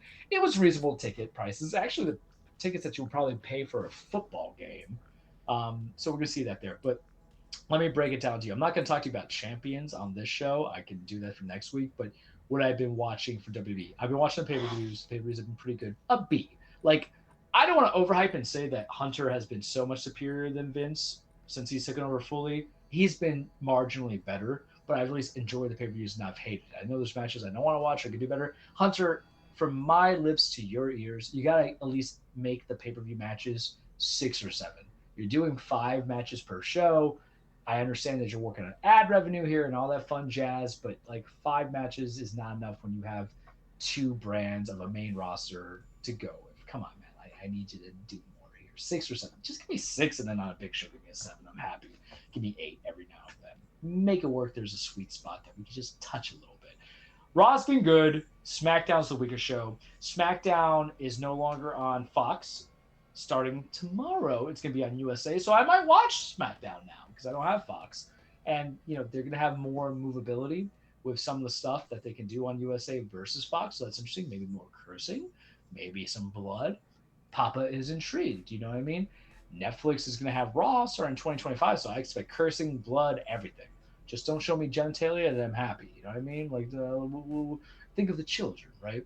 But Raw, I've watched in spurts of it because there was no football. Now, because Monday Night Football has had a trash-ass schedule, I would, like they did last year. This year I looked at what the games are going to be. I don't know if I want to watch it. I might go for more Raw, but it's a good heater. I think both companies are good. I think we delude ourselves and thinking one's better than the other. It's just what you want to do, but I'm a fan of both.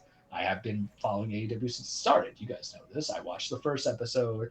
I bought a couple of pay-per-views. You want to have that. You want to have diversity. You don't get that in sports because of the fact that, like, it's tough because it's like a monopoly. You're not going to have an alternative to the NFL. Sorry, Rock. No one's going to watch your little XFL, USFL combo. I forgot what it's called. You know, in basketball, the most like diversity that we've had in competition was actually watching the Olympics. Go Team USA, right? Oh yeah, but, that like, happened. No one's watching. Precisely. No one's watching the European League of Basketball or anything else. It's true. It's true. I'm not. In baseball, it's the same comparison like the World Series Classics or anything of that nature. But we're not doing more than that. But when remember in wrestling, you shouldn't support the company. You should support the wrestler. Ricochet left WWE. He wanted to go to AEW. He left. He was gone, and we loved Ricochet. You know, he might not be the best on the mic, but I don't. It's okay. I'll just change the channel on his mic, but and his ring work impeccable. You want to see him succeed. Go over. Moxley was once Dean Ambrose in WWE. Now he's over there in AEW doing some stuff. People are jumping ship from AEW to WWE, right? You know, sometimes it works, sometimes it doesn't. We're gonna see. The big rumor right now is Motor City Machine Guns is going to be going to WB. I want to see what happens with that. They have been, it's, you know, they have been, it's Chris Sabin and then Alex Shelley. They have been just a fantastic tag team from Ring of Honor to TNA to everything else. So let's see if they can actually be utilized well in WWE. Stephanie Becker from CMLL, which is a wrestling organization in Mexico. She also did some New Japan stuff. She's coming over to WWE. The NXT is stacking up. I haven't talked about them in a second, but Raw's better. SmackDown's been meh. I don't watch it, but maybe I'll chance. NXT's been okay. I typically kind of just like that's the one I Twitter the most. Like I just see what the Twitter feed is, and then I'll watch the pay-per-views when I can. People that will give you the thumbs up on over in NXT. Roxanne Perez, I'm gonna give her a thumbs up on. Julia, she made her debut last week and had her in-ring debut this week. Big fan of her. I've sent you guys stuff on her. I'm like, yeah, I'm gonna watch that because you know she's a fantastic performer. She has a stiff, strong style from her days in Stardom. Her English is actually very good, which I think is a problem whenever they bring anybody who's out from America into the WWE. They don't know how to capitalize on that. So you want to see people succeed. If they get Motor City Machine Guns, that'd be good too. But you know, we mentioned Roxanne Obafemi. He's a wrestler, as you know, some of the people on Twitter say, like Humble Wrestling would go from there and mention. But he is actually legitimately fantastic. Ethan Page, who was in AEW, is now the NXT champion. I forgot to mention that. He came on, won it quickly. There you go. Trick Williams is doing well. Wrestling is good when you follow the talent and you just stop making a pissing match between everything. But I've been happy. I've actually, guys, I can say I've been well fed for a while. This is probably the most well fed I've been from both brands since we've been doing this show. Because you know what, almost going on 6 years, those Vince years were terrible. I mean, there was always something I had to say, always something. And then with AEW, there was always like, I'm almost there, but you couldn't get me to that moment until I would say the last year or so. And it wasn't even because like the MJF feud when he had the AEW championship that could have been handled better, but victim of circumstances. But there were side stories that made me invested, obviously, like with Swerve and Hangman. And then even thing with Danielson. Look, they got me to buy Forbidden Door when I was told I was getting Okada versus Danielson. The match was just average at best. The New Japan match was much better. Wrestling is good. And the thing of why some people might say, hey, Charles, why do you watch wrestling? Same reason why you decide to watch 10 hours of college football or professional football all day. It's a hobby, it's an investment, it's enjoyable. And, it is one of those things, and I've mentioned this before, but I always mention again, it's something I can revisit and watch. Can I really go back? Am I going to really go back and rewatch Miami versus Florida from this year in 2-3 years from now? Absolutely not. I'm not even going to think about highlights. Cam Ward, who is he in about 12 years, right? Hope he does well. Hope he has a good career. But that's sometimes how it is with certain sports. Men and women who appreciate sports have a great capacity of remembering special players from long ago. Juan Pierre, right? You think about the MLB, or you think about, Steve Smith, but not that Steve Smith, but the one who played for the Giants, right? We have that trend, but you don't want to revisit highlights of people. I don't want to watch Jerry Rice videos, right? I'm not going to go watch Roger Clemens strike somebody out in a Yankees uniform. I'm not going to go watch Michael Jordan highlights. Maybe. I don't know. They always show in a dunk contest, right? But with wrestling, damn it, I might watch Magnum TA versus Tully Blanchard in that quit match. Damn it, I might watch Halloween Havoc 97, which I still think that's like my favorite memory of the cage on the show when we talked about it, and I saw it and I just knew with Rey Mysterio versus Eddie Guerrero. Damn it, I still might watch, and I think I am going to watch Walter before he became Gunther versus Ciampa at TakeOver Stand and Deliver. It was one of the takeovers. Or, damn it, I just might watch Malachi Black, who was Malachi Black in AEW, when he was Aleister Black in NXT versus Johnny Gargano, or him versus Velveteen Dream, or anything he did in the NXT Gold Run. It was just so good. Man, like, I think one of the biggest regrets I didn't get Aleister versus Gunther, who was Walter at that time. Wrestling has a replayability, kind of like a very good video game. And let me tell you something about wrestling. This is the prime example. When you have something great, they will give you the sequels and greatest hits. That's how we got Hangman and Swerve. This is the comparison. Last of Us, PS3, remastered on PS4, given a PS5 remaster and a remake. Brother, that is Swerve Hangman Part 1, Swerve Hangman Part 2, Swerve Hangman Part 3, because when it's good, it's good. But when it's great, it's memorable. And that's all I'm going to give you this week on the cage. Okay. All right. Well, I think that's it for us. The Dolphins are losing at the half, and I'm going to enjoy the rest of that, especially if they lose, because then it'll make the rest of my week a lot better, because it's and not only it'll be a long week too, so people are going to stew in it for quite a bit. So I can't wait. Wait, one more. Yeah. I play Aaron Rodgers this week. This is the all or nothing. This is the all or nothing. He lost in his premiere. He looked terrible. And I have people trying to tell me he looked good. And for the man that got hyped only hitting 156 yards, and here's the thing, our offense is atrocious. That defense is nasty.